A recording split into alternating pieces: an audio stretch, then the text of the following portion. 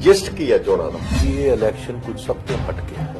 ਮੰਡੀਕਰਨ, ਵੋਟਾਂ ਦਾ ਮੰਡੀਕਰਨ ਬੜੇ ਵੱਡੇ ਪੱਧਰ ਤੇ।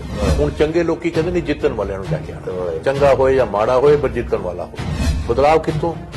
ਰਿਵਾਇਤੀ ਪਾਰਟੀਆਂ ਤੋਂ। ਕਿਉਂ ਭਾਈ? ਰਿਵਾਇਤਾਂ ਤੋਂ ਬਦਲਾਵ ਨਹੀਂ, ਰਿਵਾਇਤੀ ਪਾਰਟੀਆਂ ਤੋਂ ਬਦਲਾਵ ਹੈ। ਟੈਸਟ ਜਿਹੜਾ ਹੈਗਾ ਥੋੜਾ ਜਿਹਾ ਅਨਸਰਟਨ ਹੋ ਗਿਆ, ਇਹਦੇ ਬਾਰੇ ਕੋਈ ਵੀ ਕਿਆਸ ਲਗਾਉਣਾ ਮੁਸ਼ਕਲ ਹੋ ਜਾਂਦਾ ਤੇ ਪੈਸੇ ਦਾ ਇਸਤੇਮਾਲ ਕਰਕੇ ਲੋਕਾਂ 'ਚ ਭਰਮ ਪੈਦਾ ਕਰਨ ਦੀ ਕੋਸ਼ਿਸ਼ ਹੋ ਰਹੀ ਹੈ। ਇਹ ਬਦਲਾਵ ਦੀ ਰਾਜਨੀਤੀ ਨਹੀਂ ਹੈ, ਛਲਾਵੇ ਦੀ ਰਾਜਨੀਤੀ ਹੈ। ਉਹ ਫੇਸ ਦੇ ਉੱਪਰ ਕਿਹੜਾ ਹੋਏਗਾ ਔਰ ਉੱਤੇ ਕਿਹੜੀ ਕਰੀਮ ਲੱਗੀ ਹੋਏਗੀ। ਹੁਣ ਮਤਲਬ ਇਹ ਰਾਜਨੀਤੀ ਹੈ ਜੀ। ਤੇ ਸਰਕਾਰ ਦੀ ਆਪਣੀ ਕੈਪੈਸਿਟੀ ਹੈ ਨਹੀਂ ਨੌਕਰੀ ਦੇਣ ਦੀ, ਤੇ ਵਾਅਦਾ ਕਿਹੜੀ ਗੱਲ ਦਾ? ਪਰ ਵਾਅਦਾ ਜ਼ਰੂਰ ਕਰਦੇ ਨੇ।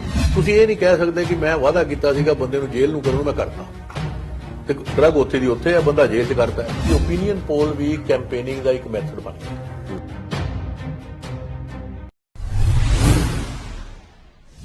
ਬਾਬੂਸ਼ਾਹੀ ਟਾਈਮਸ ਸਭ ਦਾ ਸਵਾਗਤ ਹੈ। ਮੌਸਮ ਬਦਲ ਰਿਹਾ ਹੈ, ਪੰਜਾਬ ਦੇ ਵਿੱਚ ਚੋਣ ਬੁਖਾਰ ਪੂਰਾ ਹੈ, ਪਰ ਵੈਸੇ ਸਰਦੀ ਘਟ ਰਹੀ ਹੈ ਤੇ ਹੁਣ ਮੌਸਮ ਦੇ ਵਿੱਚ ਵੀ ਤਪਸ਼ ਵਧਣੀ ਸ਼ੁਰੂ ਹੋ ਗਈ ਹੈ ਤੇ ਚੋਣ ਬੁਖਾਰ ਤਾਂ ਬਹੁਤ ਹੀ ਤੇਜ਼ ਹੋਇਆ ਹੋਇਆ। ਧੂਆਂ ਤਾਂ ਪ੍ਰਚਾਰ ਹੋ ਰਿਹਾ ਹੈ। ਮੁਲਕ ਭਰ ਦੇ ਜਿਹੜੇ ਨੇਤਾ ਨੇ ਉਹ ਪੰਜਾਬ ਵੱਲ ਵੀ ਹੀਰਾ ਕੱਤ ਕੇ ਆ ਰਹੇ ਨੇ ਤੇ ਵੋਟਰਾਂ ਨੂੰ ਭਰਮਾਉਣ ਤੇ ਲਲਚਾਉਣ ਲਈ ਉਹ ਤਰ੍ਹਾਂ ਤਰ੍ਹਾਂ ਦੇ ਵਾਅਦੇ, ਨਾਅਰੇ ਤੇ ਦਿਖਾਵੇ ਵੀ ਕਰ ਰਹੇ ਨੇ। ਕਈ ਨਾਟਕ ਵੀ ਕਰ ਰਹੇ ਨੇ, ਐਂਟਰਟੇਨ ਵੀ ਹੋ ਰਿਹਾ ਲੋਕਾਂ ਦਾ।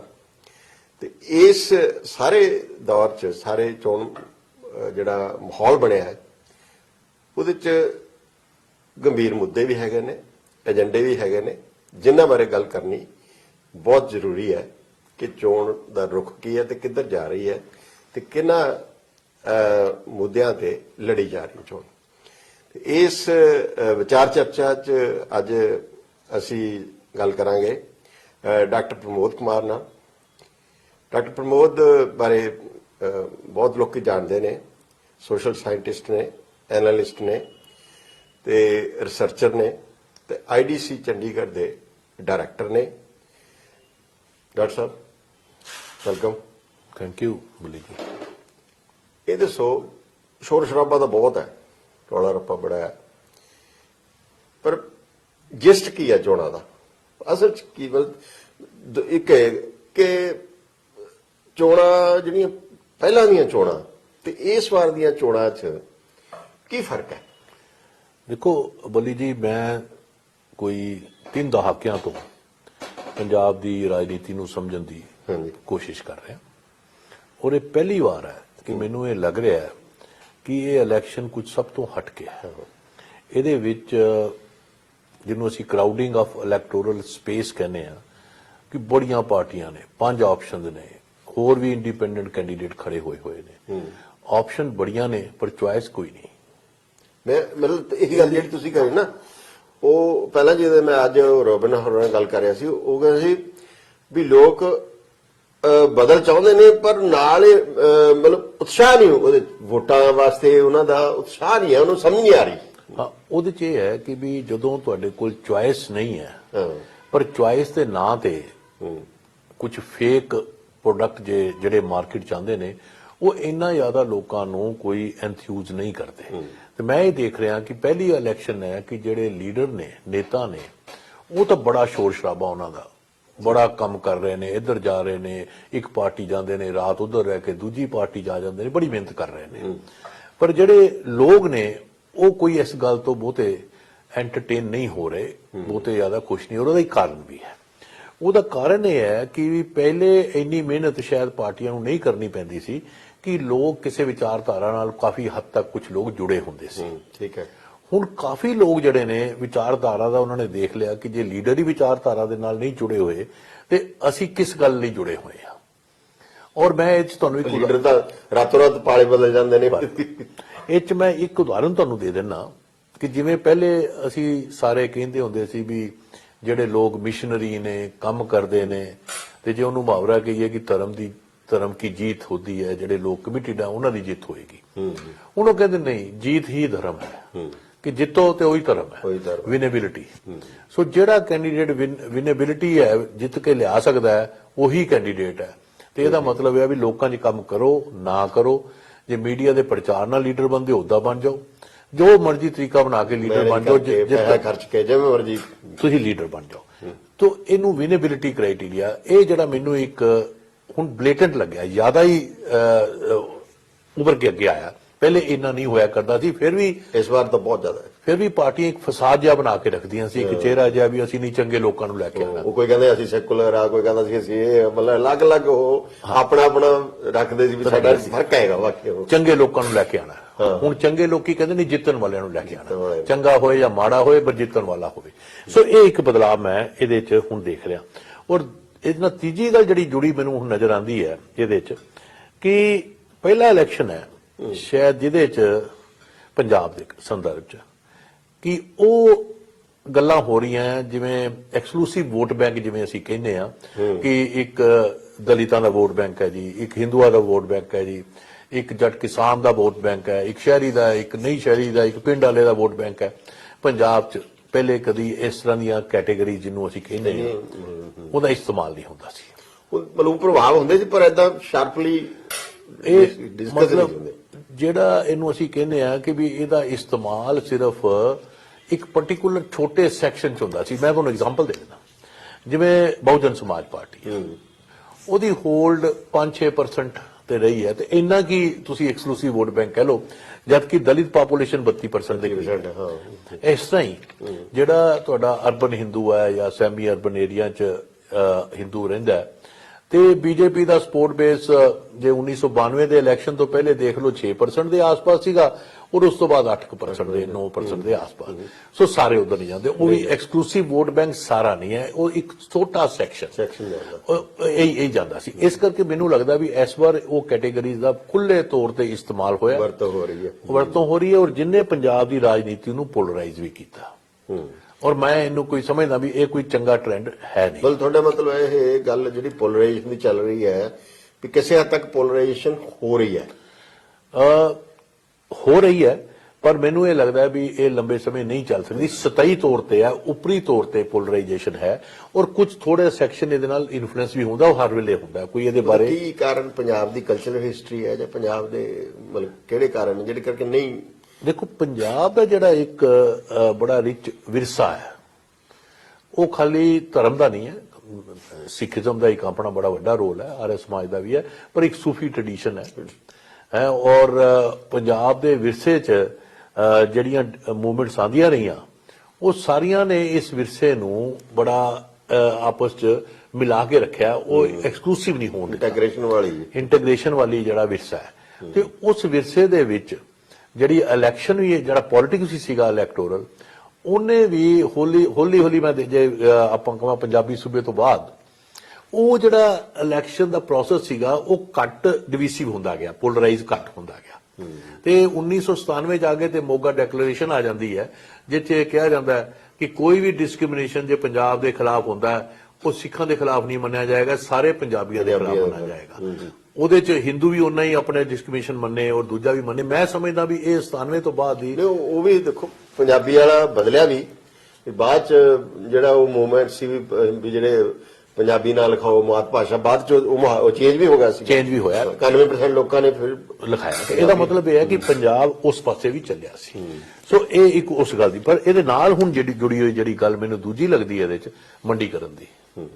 ਮੰਡੀਕਰਨ, ਵੋਟਾਂ ਦਾ ਮੰਡੀਕਰਨ ਬੜੇ ਵੱਡੇ ਪੱਧਰ ਤੇ ਹੁੰਦਾ। ਵੈਸੇ ਹਰ ਸਫੀਅਰ ਚ ਹੀ ਹੈ, ਪਰ ਇਸ ਵਾਰ ਕਿਉਂਕਿ ਆਈਡੀਓਲੋਜੀ ਦਾ ਨਾ ਹੋਣਾ, ਤੇ ਹੁਣ ਹਰ ਵੋਟ ਇੱਕ ਮੰਡੀਕਰਨ ਦਾ ਉਹਨੂੰ ਵਿੱਚ ਮੰਡੀ 'ਚ ਲਿਆ ਕੇ ਦੇਖਿਆ ਜਾ ਰਿਹਾ।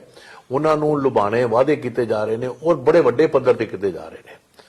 ਤੇ ਜਿਵੇਂ ਉਹ ਆਪਾਂ ਕਹਿੰਦੇ ਵੀ ਕਿਰਤ ਕਰੋ, ਹੁਣ ਉਹ ਕਿਰਤ ਕੁਰਤ ਕੋਈ ਨਾ ਕਰੋ, ਤੁਹਾਨੂੰ ਪੈਸੇ ਘਰੇ ਦੇ ਦੇਵਾਂਗੇ, ਤੁਸੀਂ ਕੰਮ ਕਰੋ ਜਾਂ ਨਾ ਕਰੋ, ਤੁਹਾਨੂੰ 1000 ਰੁਪਇਆ ਦੇ ਦੇਵਾਂਗੇ, ਦੂਸਰਾ ਕਹਿੰਦਾ 2000 ਦੇ ਦੇਵਾਂਗੇ, ਤੀਜਾ ਕਹਿੰਦਾ ਮੈਂ ਸਿਲੰਡਰ ਵੀ ਨਾਲ ਦੇ ਦੇਵਾਂਗਾ, ਚੌਥਾ ਕਹਿੰਦਾ ਆਟਾ ਦਾਲ ਵੀ ਦੇ ਦੇਵਾਂਗੇ, ਪੰਜਵਾਂ ਕਹਿੰਦਾ ਵੀ ਆਟਾ ਦਾਲ ਨਾਲ ਚੀਨੀ ਵੀ ਦੇ ਦੇਵਾਂਗੇ, ਤੇ ਕੰਮ ਕਰਨ ਦੀ ਕੋਈ ਲੋੜ ਨਹੀਂ, ਕਮਾਉਣ ਜੋਗੇ ਨਹੀਂ ਬਣਾਉਣਾ। ਔਰ ਇਹਦਾ ਮਤਲਬ ਇਹ ਹੈ ਵੀ ਪੰਜਾਬ ਦੀ ਡਿਵੈਲਪਮੈਂਟ 'ਚ ਜਿਹੜੀ ਖੜੋਤ ਆਈ ਹੈ ਉਹਨੂੰ ਹੋਰ ਪਿੱਛੇ ਲੈ ਕੇ ਜਾਣਾ, ਉਹਨੂੰ ਅੱਗੇ ਨਹੀਂ ਲੈ ਕੇ ਜਾਣਾ।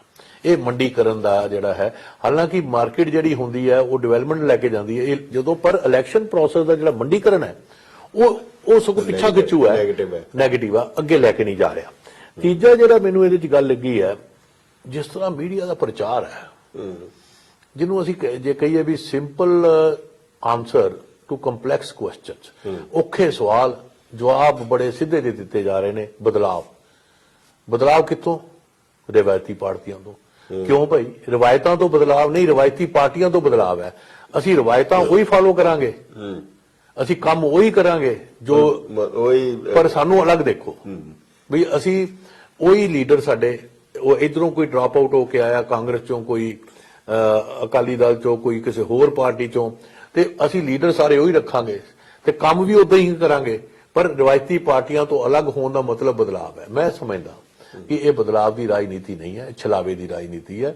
ਇਹ ਇੱਕ ਤਰ੍ਹਾਂ ਦੇ ਫੇਕ ਪ੍ਰੋਮਿਸਿਸ ਔਰ ਇੱਕ ਤਰ੍ਹਾਂ ਦਾ ਜਿਹੜਾ ਬਦਲਾਵ ਦੀ ਪਰਿਭਾਸ਼ਾ ਨੂੰ ਪੋਲਿਊਟ ਕਰਨਾ, ਬਲਰ ਕਰਨਾ, ਉਹ ਹੈ। ਪੰਜਾਬ ਨੂੰ ਇਸ ਵੇਲੇ ਰੀਅਲ ਸੈਂਸ ਚ ਬਦਲਾਵ ਚਾਹੀਦਾ, ਜਿਹਨੂੰ ਅਸੀਂ ਆਲਟਰਨੇਟਿਵ ਰਾਜਨੀਤੀ ਦੀ ਗੱਲ ਕਰਦੇ ਆ ਕਿ ਬਦਲਾਵ। ਹੁਣ ਬਦਲਾਵ ਨੀਲੀ ਪਗੜੀ ਤੋਂ ਚਿੱਟੀ ਪਗੜੀ ਜਾਂ ਸਫੇਦ ਟੋਪੀ, ਇਹਨੂੰ ਬਦਲਾਵ ਕਵਾਂਗੇ, ਜਾਂ ਬਦਲਾਵ ਅਸੀਂ ਇਹ ਕਵਾਂਗੇ ਕਿ ਇਹ ਚਿਹਰੇ ਜਿਹੜੇ ਬਦਲ ਗਏ ਤੇ ਉਹ ਬਦਲਾਵ ਹੈ ਵੀ ਹੁਣ ਕੈਪਟਨ ਅਮਰਿੰਦਰ ਸਿੰਘ ਨਹੀਂ ਰਹੇ ਰਾਜਨੀਤੀ ਚ, ਚੀਫ ਮਿਨਿਸਟਰ ਨਹੀਂ ਰਹੇ, ਹੁਣ ਚਰਨਜੀਤ ਚੰਨੀ ਆ ਗਏ ਤੇ ਇਹ ਬਦਲਾਵ ਹੋ ਗਿਆ। ਇਹਦੇ ਚ ਮੈਨੂੰ ਫੈਜ਼ ਅਹਿਮਦ ਫੈਜ਼ ਦਾ ਇੱਕ ਸ਼ੇਰ ਯਾਦ ਆਉਂਦਾ ਕਿ आओ मिलके हम भी अपना घर जलाएं, अपनी रात को रोशन कर लें। ਹੁਣ ਆਪਣੀ ਰਾਤਾਂ ਨੂੰ ਰੋਸ਼ਨ ਤੁਸੀਂ ਆਪਣੇ ਘਰ ਜਲਾ ਕੇ ਕਰ ਰਹੇ ਹੋ, ਸ਼ਾਇਦ ਇਹ ਠੀਕ ਨਹੀਂ ਹੈ, ਕਿਉਂਕਿ ਚਿਹਰੇ ਬਦਲਣ ਦੇ ਨਾਲ ਜਾਂ ਪਗੜੀਆਂ ਬਦਲ ਦੇ ਨਾਲ ਇਹ ਬਦਲਾਵ ਇਹਨੂੰ ਨਹੀਂ ਕਿਹਾ ਜਾ ਸਕਦਾ। ਇਹ ਇੱਕ ਛਲਾਵਾ ਹੈ। ਬਦਲਾਵ ਜਦ ਤੱਕ ਲੋਕਾਂ ਦੀ ਰੀਅਲ ਜ਼ਿੰਦਗੀ, ਜਿਹੜੇ ਉਹਨਾਂ ਦੇ ਰੀਅਲ ਮੁੱਦੇ ਨੇ, ਸਰਵਾਈਵਲ ਦਾ ਮੁੱਦਾ ਹੈ, ਉਹਨਾਂ ਦੀਆਂ ਜਿਹੜੀਆਂ ਇੱਕ ਉਹਨਾਂ ਦੀ ਨੌਕਰੀਆਂ ਜਾਂ ਪ੍ਰੋਡਕਟਿਵ ਲਾਈਵਲੀਹੁੱਡ ਅਰਨ ਕਰਨ ਦਾ ਮੁੱਦਾ ਹੈ, ਇੰਡਸਟਰੀ ਦੇ ਪੰਜਾਬ 'ਚ ਜਿਹੜੇ ਆਪਣੇ ਮੁੱਦੇ ਨੇ ਜਿਹਦੇ ਕਰਕੇ ਇੰਡਸਟਰੀ ਲੱਗੇ, ਐਗਰੀਕਲਚਰ ਦੇ ਵਿੱਚ ਕਿਸ ਤਰ੍ਹਾਂ ਉਹਨੂੰ ਪ੍ਰੋਫਿਟੇਬਲ ਬਣਾਉਣਾ ਹੈ, ਇਨਕਮ ਜਨਰੇਟਿੰਗ ਬਣਾਉਣਾ ਹੈ, ਉਹਦੇ ਲਿੰਕ ਕਿੱਦਾਂ ਐਗਰੋ ਨਾਲ ਕਰਨੇ, ਐਗਰੋ ਇੰਡਸਟਰੀ ਨਾਲ ਜੋੜਨੇ ਨੇ, ਔਰ ਕਿਸ ਤਰ੍ਹਾਂ ਅਸੀਂ ਸਿੱਖਿਆ ਦਾ ਇਹੋ ਜਿਹੀ ਸਿੱਖਿਆ ਦੇਣੀ ਹੈ, ਹਿਊਮਨ ਰਿਸੋਰਸ ਇਹੋ ਜਿਹਾ ਡਿਵੈਲਪ ਕਰਨਾ ਹੈ ਜਿਹੜਾ ਕਿ ਵਰਲਡ ਲੈਵਲ ਤੇ ਕੰਪੀਟੀਟਿਵ ਹੋਵੇ, ਕਿਤੇ ਵੀ ਨੌਕਰੀ ਕਰ ਸਕੇ ਔਰ ਆਪਣਾ ਜੀਵਿਕਾ ਕਮਾ ਸਕੇ ਔਰ ਇੱਕ ਚੰਗੇ ਸਮਾਜ ਦੀ ਸਰਚਨਾ ਕਰਨ ਲਈ ਯੋਗਦਾਨ ਪਾ ਸਕੇ। ਤੁਹਾਡਾ ਮਤਲਬ ਮੈਂ ਜੋ ਸਮਝਿਆ ਤੁਹਾਡੇ ਵੀ ਜਿਹੜੀਆਂ ਨਵੇਂ ਪਲੇਅਰ ਨੇ ਪੰਜਾਬ ਦੀ ਪੋਲਿਟਿਕਸ 'ਚ, ਪਾਰਟੀਆਂ ਜਿਹੜੀਆਂ ਰਵਾਇਤੀ ਪਾਰਟੀਆਂ ਤੋਂ ਇਲਾਵਾ, ਵੀ ਉਹਨਾਂ ਦੇ ਵਿੱਚ ਜਿਹੜਾ ਸਟੱਫ ਹੈ ਜਾਂ ਜਿਹੜੇ ਹੋ ਗਏ ਉਹ ਇਹਨਾਂ 'ਚੋਂ ਗਏ ਹੋਏ ਨੇ। ਤੁਹਾਡਾ ਮਤਲਬ ਇਹ ਹੈ? ਠੀਕ ਹੈ। ਔਰ ਇਹ ਗੱਲ ਠੀਕ ਹੈ ਤੁਹਾਡੀ, ਪਰ ਮੈਂ ਜੇ ਇਹਨੂੰ ਆਪਾਂ ਪਹਿਲੇ ਇਹ ਗੱਲ ਕਰ ਲੈਂਦੇ ਹਾਂ ਕਿ ਅੱਜ ਜਿਹੜੇ ਪੰਜਾਬ ਦੀ ਰਾਜਨੀਤੀ, ਜਦੋਂ ਅਸੀਂ ਕਰਾਊਡਿੰਗ ਆਫ ਇਲੈਕਟੋਰਲ ਸਪੇਸ ਕਹੀ ਹੈ, ਪੰਜਾਬ 'ਚ 3 ਮੇਨ ਦਲ ਨੇ। ਇੱਕ ਤਾਂ ਕਾਂਗਰਸ ਪਾਰਟੀ ਹੈ, ਔਰ ਇੱਕ ਐਸਡੀ ਅਕਾਲੀ ਦਲ 100 ਸਾਲ ਪੁਰਾਣੀ ਪਾਰਟੀ ਹੈ, ਤੀਸਰਾ ਆਮ ਆਦਮੀ ਪਾਰਟੀ, ਔਰ 2 ਹੋਰ ਨਵੇਂ ਜਿਹੜੇ ਆਏ ਨੇ। ਉਹਦੇ 'ਚ ਬੀਜੇਪੀ ਤੇ ਕੈਪਟਨ ਸਾਹਿਬ ਦੀ ਜਿਹੜੀ ਪੰਜਾਬ ਲੋਕ ਕਾਂਗਰਸ ਹੈ, ਔਰ ਨਾਲ ਢੀਂਡਸਾ ਸਾਹਿਬ ਦੀ ਇੱਕ ਜਿਹੜੀ ਪਾਰਟੀ ਹੈ, ਇਹਨਾਂ ਸਾਰਿਆਂ ਦਾ ਇੱਕ ਅਲਾਇੰਸ ਹੈ, ਇੱਕ ਨਵਾਂ ਧਿਰਾ ਸਾਹਮਣੇ ਆਇਆ। ਔਰ 5ਵਾਂ ਜਿਹੜਾ ਸੰਯੁਕਤ ਸਮਾਜ ਮੋਰਚਾ, ਇੱਕ ਕਿਸਾਨਾਂ ਦਾ ਇੱਕ ਗਰੁੱਪ ਜਿਹੜਾ ਇਲੈਕਸ਼ਨ 'ਚ ਅੱਗੇ ਆਇਆ। ਆਲਟਰਨੇਟਿਵ ਜਿਹੜੀਆਂ ਜਾਂ ਬਦਲਾਅ ਵਾਲੀਆਂ ਨਵੀਆਂ ਪਾਰਟੀਆਂ, ਨਵੇਂ ਐਂਟਰੈਂਟ ਜਿਹਦੀ ਗੱਲ ਕਰਦੇ ਹਾਂ। ਦੇਖੋ, ਪੰਜਾਬ ਦੀ ਰਾਜਨੀਤੀ 'ਚ ਪਹਿਲੀ ਵਾਰ ਜਿਹੜਾ ਕੰਟੈਸਟ ਹੈ ਉਹ ਪੰਜਤਰੀ ਹੋ ਗਿਆ, ਟ੍ਰਾਈਐਂਗੂਲਰ ਹੈ। ਮੈਂ ਟ੍ਰਾਈਐਂਗੂਲਰ ਕਿਉਂ ਕਹਿ ਰਿਹਾ ਕਿ 3 ਤਾਂ ਮੇਨ ਪਾਰਟੀਆਂ ਬਿਲਕੁਲ ਇੱਕ ਦੂਜੇ ਦੇ ਨਾਲ ਕੰਟੈਸਟ 'ਚ ਨੇ। ਠੀਕ ਹੈ। ਔਰ 2 ਜਿਹੜੇ ਨਵੇਂ ਧਿਰ ਨੇ ਉਹ ਬਦਲਾਵ ਦੀ ਗੱਲ ਕਰਕੇ ਉਹ ਵੀ ਇਸ ਰਾਜਨੀਤੀ 'ਚ ਆਏ ਨੇ। ਤੇ ਆਮ ਆਦਮੀ ਪਾਰਟੀ ਦਾ ਦੋਨੇ ਕਹਿ ਰਹੇ ਨੇ, ਉਹ ਵੀ ਕਹਿ ਰਹੇ ਨੇ ਵੀ ਸਾਨੂੰ ਪਰਖੋ, ਸਾਨੂੰ ਪਰਖੋ। ਉਹ ਜਿਹੜੇ ਦੋਨੋਂ ਉਹ ਵੀ ਕਹਿ ਰਹੇ ਨੇ। ਮੈਂ ਜਿਹੜੀ ਗੱਲ ਇਹ ਕਹਿਣਾ ਚਾਹ ਰਿਹਾ ਸੀ ਕਿ ਜਿਹੜੇ 2 ਹੁਣ ਪੱਖ ਨਵੇਂ ਆਏ ਨੇ, ਬੀਜੇਪੀ ਦਾ ਜਿਹੜਾ PLC ਪੰਜਾਬ ਲੋਕ ਕਾਂਗਰਸ, ਕੈਪਟਨ ਅਮਰਿੰਦਰ ਸਿੰਘ ਦੀ, ਨਾਲ ਉਹਦੇ ਜੁੜੀ ਹੋਈ ਪਾਰਟੀ ਜਿਹੜੀ ਢੀਂਡਸਾ ਸਾਹਿਬ ਦੀ ਅਕਾਲੀ ਦਲ ਸੰਯੁਕਤ ਮੋਰਚਾ ਜਿਹੜਾ ਹੈ, ਉਹ ਵੀ ਕਹਿੰਦੇ ਨੇ ਵੀ ਅਸੀਂ ਬਦਲਾਵ ਦੀ ਰਾਜਨੀਤੀ ਕਰਨ ਲਈ ਪੰਜਾਬ ਹੈ, ਪੰਜਾਬ ਨੂੰ ਬਦਲਣਾ। ਅੱਛਾ, ਜਿਹੜਾ ਸੰਯੁਕਤ ਕਿਸਾਨ ਮੋਰਚਾ ਹੈ, ਸੰਯੁਕਤ ਸਮਾਜ ਮੋਰਚਾ ਕਿਸਾਨਾਂ ਦਾ, ਉਹ ਵੀ ਪੰਜਾਬ ਨੂੰ ਬਦਲਣ ਆਏ ਨੇ। ਹਾਂ, ਉਹ ਵੀ ਕਹਿੰਦੇ ਅਸੀਂ ਵੱਖਰਾ। ਤੇ ਇੱਕ ਜਿਹੜੀ ਆਮ ਆਦਮੀ ਪਾਰਟੀ ਹੈ, ਪਿਛਲੇ 5-10 ਸਾਲਾਂ ਤੋਂ ਪੰਜਾਬ ਨੂੰ ਬਦਲਣ ਦੀ ਕੋਸ਼ਿਸ਼ ਕਾਫੀ ਕਰ ਰਹੀ ਹੈ, ਤੇ ਉਹ ਕਹਿੰਦੇ ਨੇ ਵੀ ਅਸੀਂ ਵੀ ਬਦਲਾਵ ਦੀ ਰਾਜਨੀਤੀ ਕਰ ਰਹੇ ਹਾਂ। ਸੋ ਮੈਨੂੰ ਇਹ ਲੱਗਦਾ ਵੀ ਇਹ ਤਾਂ ਜਿਹੜੇ 3 ਦਾ ਕੰਟੈਸਟ ਹੈ, 2 ਜਿਹੜੇ ਨੇ ਉਹ ਟਾਰਗੇਟਿਡ ਹੈ, ਕਿਤੇ ਉਹਨਾਂ ਦਾ ਹੋਲਡ ਹੈ ਜ਼ਿਆਦਾ, ਪਰ ਸਾਰੇ ਪੰਜਾਬ 'ਚ ਸ਼ਾਇਦ ਉਹਨਾਂ ਦਾ ਉਹਨਾਂ ਰੋਲ ਨਹੀਂ ਹੈ। ਸੋ ਇਸ ਕਰਕੇ ਕੰਟੈਸਟ ਜਿਹੜਾ ਹੈਗਾ ਥੋੜਾ ਜਿਹਾ ਅਨਸਰਟਨ ਹੋ ਗਿਆ, ਇਹਦੇ ਬਾਰੇ ਕੋਈ ਵੀ ਕਿਆਸ ਲਗਾਉਣਾ ਮੁਸ਼ਕਲ ਹੋ ਜਾਂਦਾ ਹੈ ਕਿ ਕਿਉਂਕਿ ਬੜਾ ਇੱਕ ক্লোਜ਼ ਕੰਟੈਸਟ ਹੋ ਗਿਆ, ਕੌਣ ਕਿਹਨੂੰ ਸਪਾਇਲ ਕਰੇਗਾ, ਕਿੱਥੇ ਕਰੇਗਾ, ਕਿਹਨੂੰ ਫਾਇਦਾ ਪਹੁੰਚਾਏਗਾ, ਕਿੱਥੇ ਨੁਕਸਾਨ ਕਰੇਗਾ। ਕਿਉਂਕਿ ਆਈਡੀਓਲੋਜੀ ਜਿਹਨੂੰ ਅਸੀਂ ਕਹਿੰਦੇ ਆ, ਆਈਡੀਆਜ਼, ਪ੍ਰਿੰਸੀਪਲਸ, ਉਹਨਾਂ ਦਾ ਕਾਫੀ ਅਭਾਵ ਹੈ। ਪੈਸੇ ਦਾ ਬੜਾ ਦਿਖਾਵੇ ਦਾ ਕਾਫੀ ਹੈਗਾ, ਤੇ ਮੈਨੂੰ ਕਈ ਵਾਰ ਇਹ ਲੱਗਦਾ ਵੀ ਜਦੋਂ ਆਈਡੀਆਜ਼ ਦਾ ਰੋਲ ਘਟਦਾ, ਪੈਸੇ ਦਾ ਰੋਲ ਵੱਧ ਜਾਂਦਾ ਤੇ ਜ਼ਿਆਦਾ ਪੈਸੇ ਦਾ ਇਸਤੇਮਾਲ ਰਾਜਨੀਤੀ 'ਚ ਹੋਣ ਲੱਗ ਗਿਆ, ਕਿਉਂਕਿ ਜ਼ਿਆਦਾ ਆਈਡੀਆਜ਼ ਹੈ ਨਹੀਂ ਤੇ ਉਹ ਜਾਂ ਉਹਨਾਂ ਆਈਡੀਆਜ਼ ਨਾਲ ਉਹ ਜੁੜੇ ਹੋਏ ਨਹੀਂ ਹੈ, ਤੇ ਪੈਸੇ ਦਾ ਇਸਤੇਮਾਲ ਕਰਕੇ ਲੋਕਾਂ 'ਚ ਭਰਮ ਪੈਦਾ ਕਰਨ ਦੀ ਕੋਸ਼ਿਸ਼ ਹੋ ਰਹੀ ਹੈ। ਇਹ ਵੋਟਰ ਨੇ ਦੇਖਣਾ ਹੈ ਕਿ ਉਸ ਭਰਮ 'ਚ ਨਾ ਆਵੇ, ਤੇ ਉਹਦਾ ਫੋਕਸ ਵੀ ਫਿਰ ਸ਼ਿਫਟ ਕਰ ਦਿੰਦੇ ਨੇ ਪੈਸੇ ਨਾਲ। ਜਦੋਂ ਵਿਚਾਰਧਾਰਾ ਨਹੀਂ ਤੇ ਮੁੱਦੇ ਨੇ, ਤੇ ਫਿਰ ਫੋਕਸ ਵੀ ਇੰਡੀਵਿਜੂਅਲਸ ਤੇ ਜਾਂ ਹਲਕੇ ਮੁੱਦਿਆਂ ਤੇ। ਇਹ ਬਿਲਕੁਲ ਠੀਕ ਤੁਸੀਂ ਗੱਲ ਕਹੀ। ਅਸੀਂ ਕਾਫੀ ਸਮੇਂ ਤੋਂ ਹੁਣ ਪਿੱਛੇ ਤੋਂ ਦੇਖ ਰਹੇ ਹਾਂ ਕਿ ਮਤਲਬ ਉਹ ਕਹਿੰਦੇ ਨੇ ਵੀ ਫੇਸ ਕਿਹੜਾ ਹੋਏਗਾ। ਹੁਣ ਦੇਖੋ ਫੇਸ ਦੇ ਉੱਪਰ ਕਿਹੜਾ ਹੋਏਗਾ, ਔਰ ਉੱਤੇ ਕਿਹੜੀ ਕਰੀਮ ਲੱਗੀ ਹੋਏਗੀ। ਹੁਣ ਮਤਲਬ ਇਹ ਰਾਜਨੀਤੀ ਹੈ ਜੀ, ਵੀ ਤੁਸੀਂ ਰਾਜਨੀਤੀ ਦਾ ਇੱਕ ਉੱਥੇ ਪਹੁੰਚਾਤਾ ਸਾਨੂੰ ਕਿ ਦੀ ਚਿਹਰੇ ਬਦਲਨੇ ਆ, ਚਿਹਰੇ ਦੇ ਨਾਲ ਹੀ ਮੋਹਰੇ ਬਦਲ ਜਾਣਗੇ। ਇਦਾਂ ਨਹੀਂ ਹੋਇਆ ਕਰਦਾ, ਕਿਉਂਕਿ ਜੇ ਰਾਜਨੀਤੀ ਦੇ ਬਦਲਾਅ ਦੀ ਗੱਲ ਕਰਦੇ ਹੋ ਔਰ ਥੱਲੇ ਗ੍ਰਾਸ ਰੂਟ ਤੇ ਉਹੀ ਬੰਦੇ ਜਿਹੜੇ ਦੂਜੀਆਂ ਪਾਰਟੀਆਂ ਤੋਂ ਡ੍ਰੌਪ ਆਊਟ ਹੈ, ਤੇ ਫਿਰ ਤੁਸੀਂ ਕਹੋ ਜੀ ਅਸੀਂ ਬਦਲਾਅ ਦੀ ਰਾਜਨੀਤੀ ਕਰ ਰਹੇ ਹਾਂ, ਤੇ ਮੈਨੂੰ ਲੱਗਦਾ ਇਹ ਛਲਾਵਾ ਹੈ। ਕਿਉਂਕਿ ਪੰਜਾਬ ਨੂੰ ਇਸ ਵੇਲੇ ਇੱਕ ਬੜਾ ਸੀਰੀਅਸ ਆਲਟਰਨੇਟਿਵ ਦੀ ਲੋੜ ਹੈ, ਜਿਹਨੂੰ ਅਸੀਂ ਪੈਰਾਡਾਈਮ ਸ਼ਿਫਟ ਕਹਿੰਦੇ ਆ, ਕਿ ਉਸ ਡਿਵੈਲਪਮੈਂਟ ਦੀ ਪਾਥ ਦੇ ਵਿੱਚ ਸਟੇਟ ਨੇ ਆਪਣੇ ਆਪ ਨੂੰ ਐਮਪਾਵਰ ਕਰਨਾ ਹੈ, ਤੇ ਕੀ ਉਹ ਲੋਕਾਂ ਦੀ ਕੈਪੈਸਿਟੀ ਵਧਾ ਸਕੇ। ਹੁਣ ਸਟੇਟ ਇਹ ਕਹਿੰਦੀ ਹੈ ਘਰ ਘਰ ਨੌਕਰੀ ਦੇਵਾਂਗੇ, ਸਰਕਾਰ ਕਹਿੰਦੀ ਹੈ। ਸਰਕਾਰ ਕੋਲ ਤਾਂ ਆਪਣੇ ਜਿਹੜੇ ਨੌਕਰਾਂ ਨੂੰ ਤਨਖਾਹ ਦੇਣ ਲਈ ਪੈਸੇ ਨਹੀਂ, ਤੇ ਸਰਕਾਰ ਦੀ ਆਪਣੀ ਕੈਪੈਸਿਟੀ ਹੈ ਨਹੀਂ ਨੌਕਰੀ ਦੇਣ ਦੀ, ਤੇ ਵਾਅਦਾ ਕਿਹੜੀ ਗੱਲ ਦਾ, ਪਰ ਵਾਅਦਾ ਜ਼ਰੂਰ ਕਰਦੇ ਨੇ।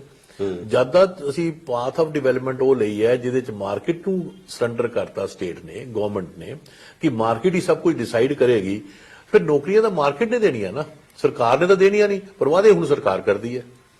ਪਬਲਿਕ ਸੈਕਟਰ ਡਿਸਇਨਵੈਸਟ ਕਰਤਾ, ਸਰਕਾਰ ਕੋਲ ਕੁਝ ਹੈ ਨਹੀਂ ਦੇਣ ਨੂੰ, ਫਿਰ ਉਹਦਾ ਇੱਕ ਡੈਮੋਕ੍ਰੇਸੀ ਤੋਂ ਬੜਾ ਥ੍ਰੈਟ ਪਹੁੰਚਦਾ, ਚੈਲੰਜ ਹੁੰਦਾ। ਜਦੋਂ ਲੀਡਰਾਂ ਦੀ ਕ੍ਰੈਡੀਬਿਲਿਟੀ ਘਟਦੀ ਹੈ, ਪਾਰਟੀਆਂ ਦੀ ਕ੍ਰੈਡੀਬਿਲਿਟੀ ਘਟਦੀ, ਉਹਦਾ ਨੁਕਸਾਨ ਜਮਹੂਰੀਅਤ ਦਾ ਹੁੰਦਾ, ਲੋਕਾਂ ਦਾ ਫੇਥ ਡੈਮੋਕ੍ਰੇਸੀ 'ਚ ਉੱਠ ਜਾਂਦਾ।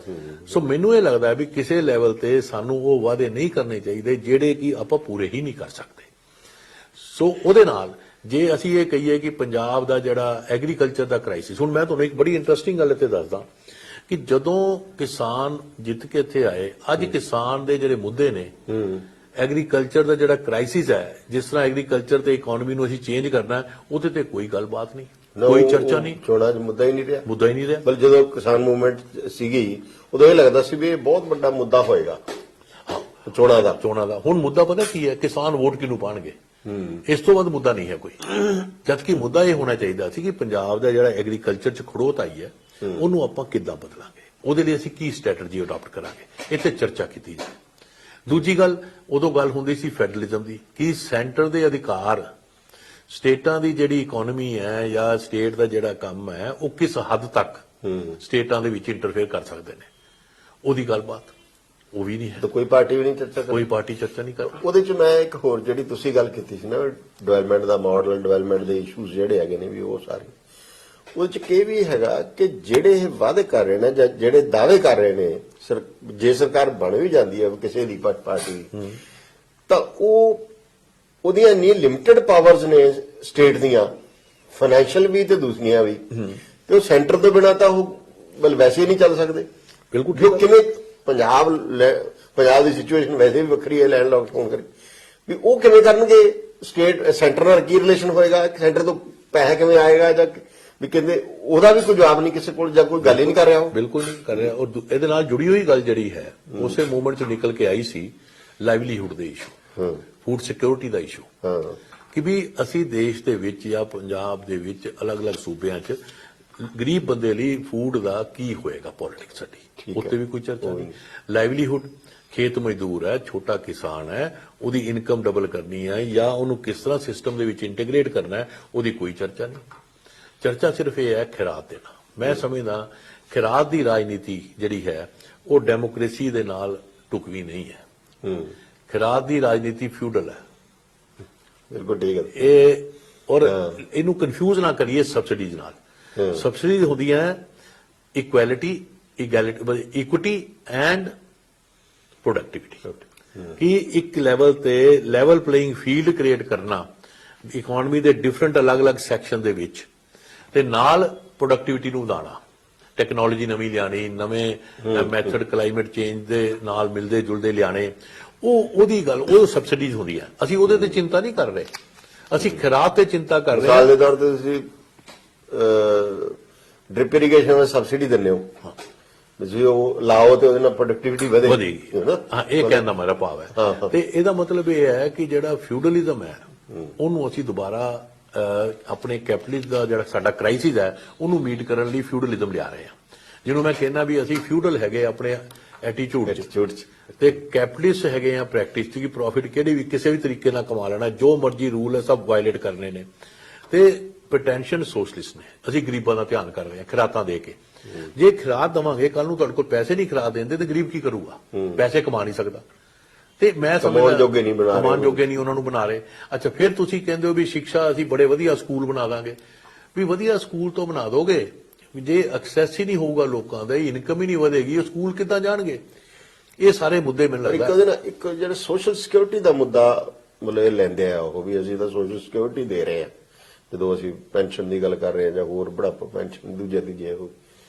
ਉਹ ਕਿਵੇਂ ਰਿਜ਼ੋਲਵ ਹੁੰਦਾ ਉਹ ਦੇਖੋ ਗੱਲ ਇਹ ਹੈ ਖੈਰਾਤ ਤੇ ਸਬਸਿਡੀਜ਼ ਹੁਣ ਜਾਂ ਸੋਸ਼ਲ ਸਿਕਿਉਰਿਟੀ ਜਿਹੜੀ ਹੈਗੀ ਆ ਉਹ ਖੈਰਾਤ ਨਹੀਂ ਹੁੰਦੀ ਤੁਸੀਂ ਉਹ ਦਿੰਦੇ ਹੋ ਟੂ ਸਪੋਰਟ ਸੋ ਦੈਟ ਵੀ ਉਹਦੇ ਨਾਲ ਜਿਹੜਾ ਉਹ ਪਰਿਵਾਰ ਹੈ ਉਹ ਸਿਸਟਮ ਦੇ ਨਾਲ ਇੰਟੀਗ੍ਰੇਟ ਹੋ ਜਾਏ ਤੇ ਉਹਦੀ ਜਿਹੜੀ ਪਰਿਵਾਰ ਦੀ ਇਨਕਮ ਹੈ ਉਹਦੇ 'ਚ ਹੀ ਬੜਾਵਾ ਹੋਵੇ ਤੇ ਖਾਲੀ ਇਹ ਨਹੀਂ ਕਿ ਸਰਕਾਰ ਹੀ ਉਹ ਕਰ ਰਹੀ ਫਿਰ ਸਰਕਾਰ ਉਹਦੀ ਕੈਪੈਸਿਟੀ ਵਧਾਵੇ ਸਪੋਰਟ ਕਰੇ ਉਹਨੂੰ ਇਨੀਸ਼ੀਅਲੀ ਸੋ ਦੈਟ ਉਹ ਪਰਿਵਾਰ ਦੀ ਇਨਕਮ ਵਧੇ ਉਹਦੇ ਬਾਰੇ ਸੋਚ ਨਹੀਂ ਆ ਆਪਾਂ ਇਹ ਕਹਿ ਰਹੇ ਵੀ ਉਹਦੇ ਬਾਰੇ ਕੋਈ ਹੋਰ ਮਾਡਲ ਦੀ ਗੱਲ ਨਹੀਂ ਪਰ ਇੱਥੇ ਤਾਂ ਨੀਲੇ ਕਾਰਡ ਵਾਲਿਆਂ ਦੀ ਤੇ ਉਹਨਾਂ ਦੀ ਗਿਣਤੀ ਵੱਧਦੀ ਜਾਂਦੀ ਹੈ ਦੇਖੋ ਪੰਜਾਬ ਦੇ ਵਿੱਚ ਜਿਹੜੀ ਗਰੀਬੀ ਹੈ ਉਹ 8% ਤੋਂ ਘੱਟ ਹੈ ਤੇ ਫ੍ਰੀ ਬਿਜਲੀ ਫ੍ਰੀ ਪਾਣੀ ਇਹ ਉਹੀ ਉਸ ਸਟੇਟਾਂ ਦੀ ਕਹਾਣੀਆਂ ਨੇ ਜਿਨ੍ਹਾਂ ਦੇ ਵਿੱਚ ਪਾਵਰਟੀ ਲੈਵਲ ਜ਼ਿਆਦਾ ਨੇ ਪੰਜਾਬ 'ਚ ਜਿਹੜਾ ਗਰੀਬ ਹੈ ਉਹਨੂੰ ਅਸੀਂ ਚੰਗੀ ਸਿੱਖਿਆ ਦਈਏ ਉਹਦੀ ਕੈਪੈਸਿਟੀ ਵਧਾਈਏ ਸਕਿੱਲ ਦਈਏ ਅੱਗੇ ਨੌਕਰੀ ਦੇ ਕਾਬਲ ਕਰੀਏ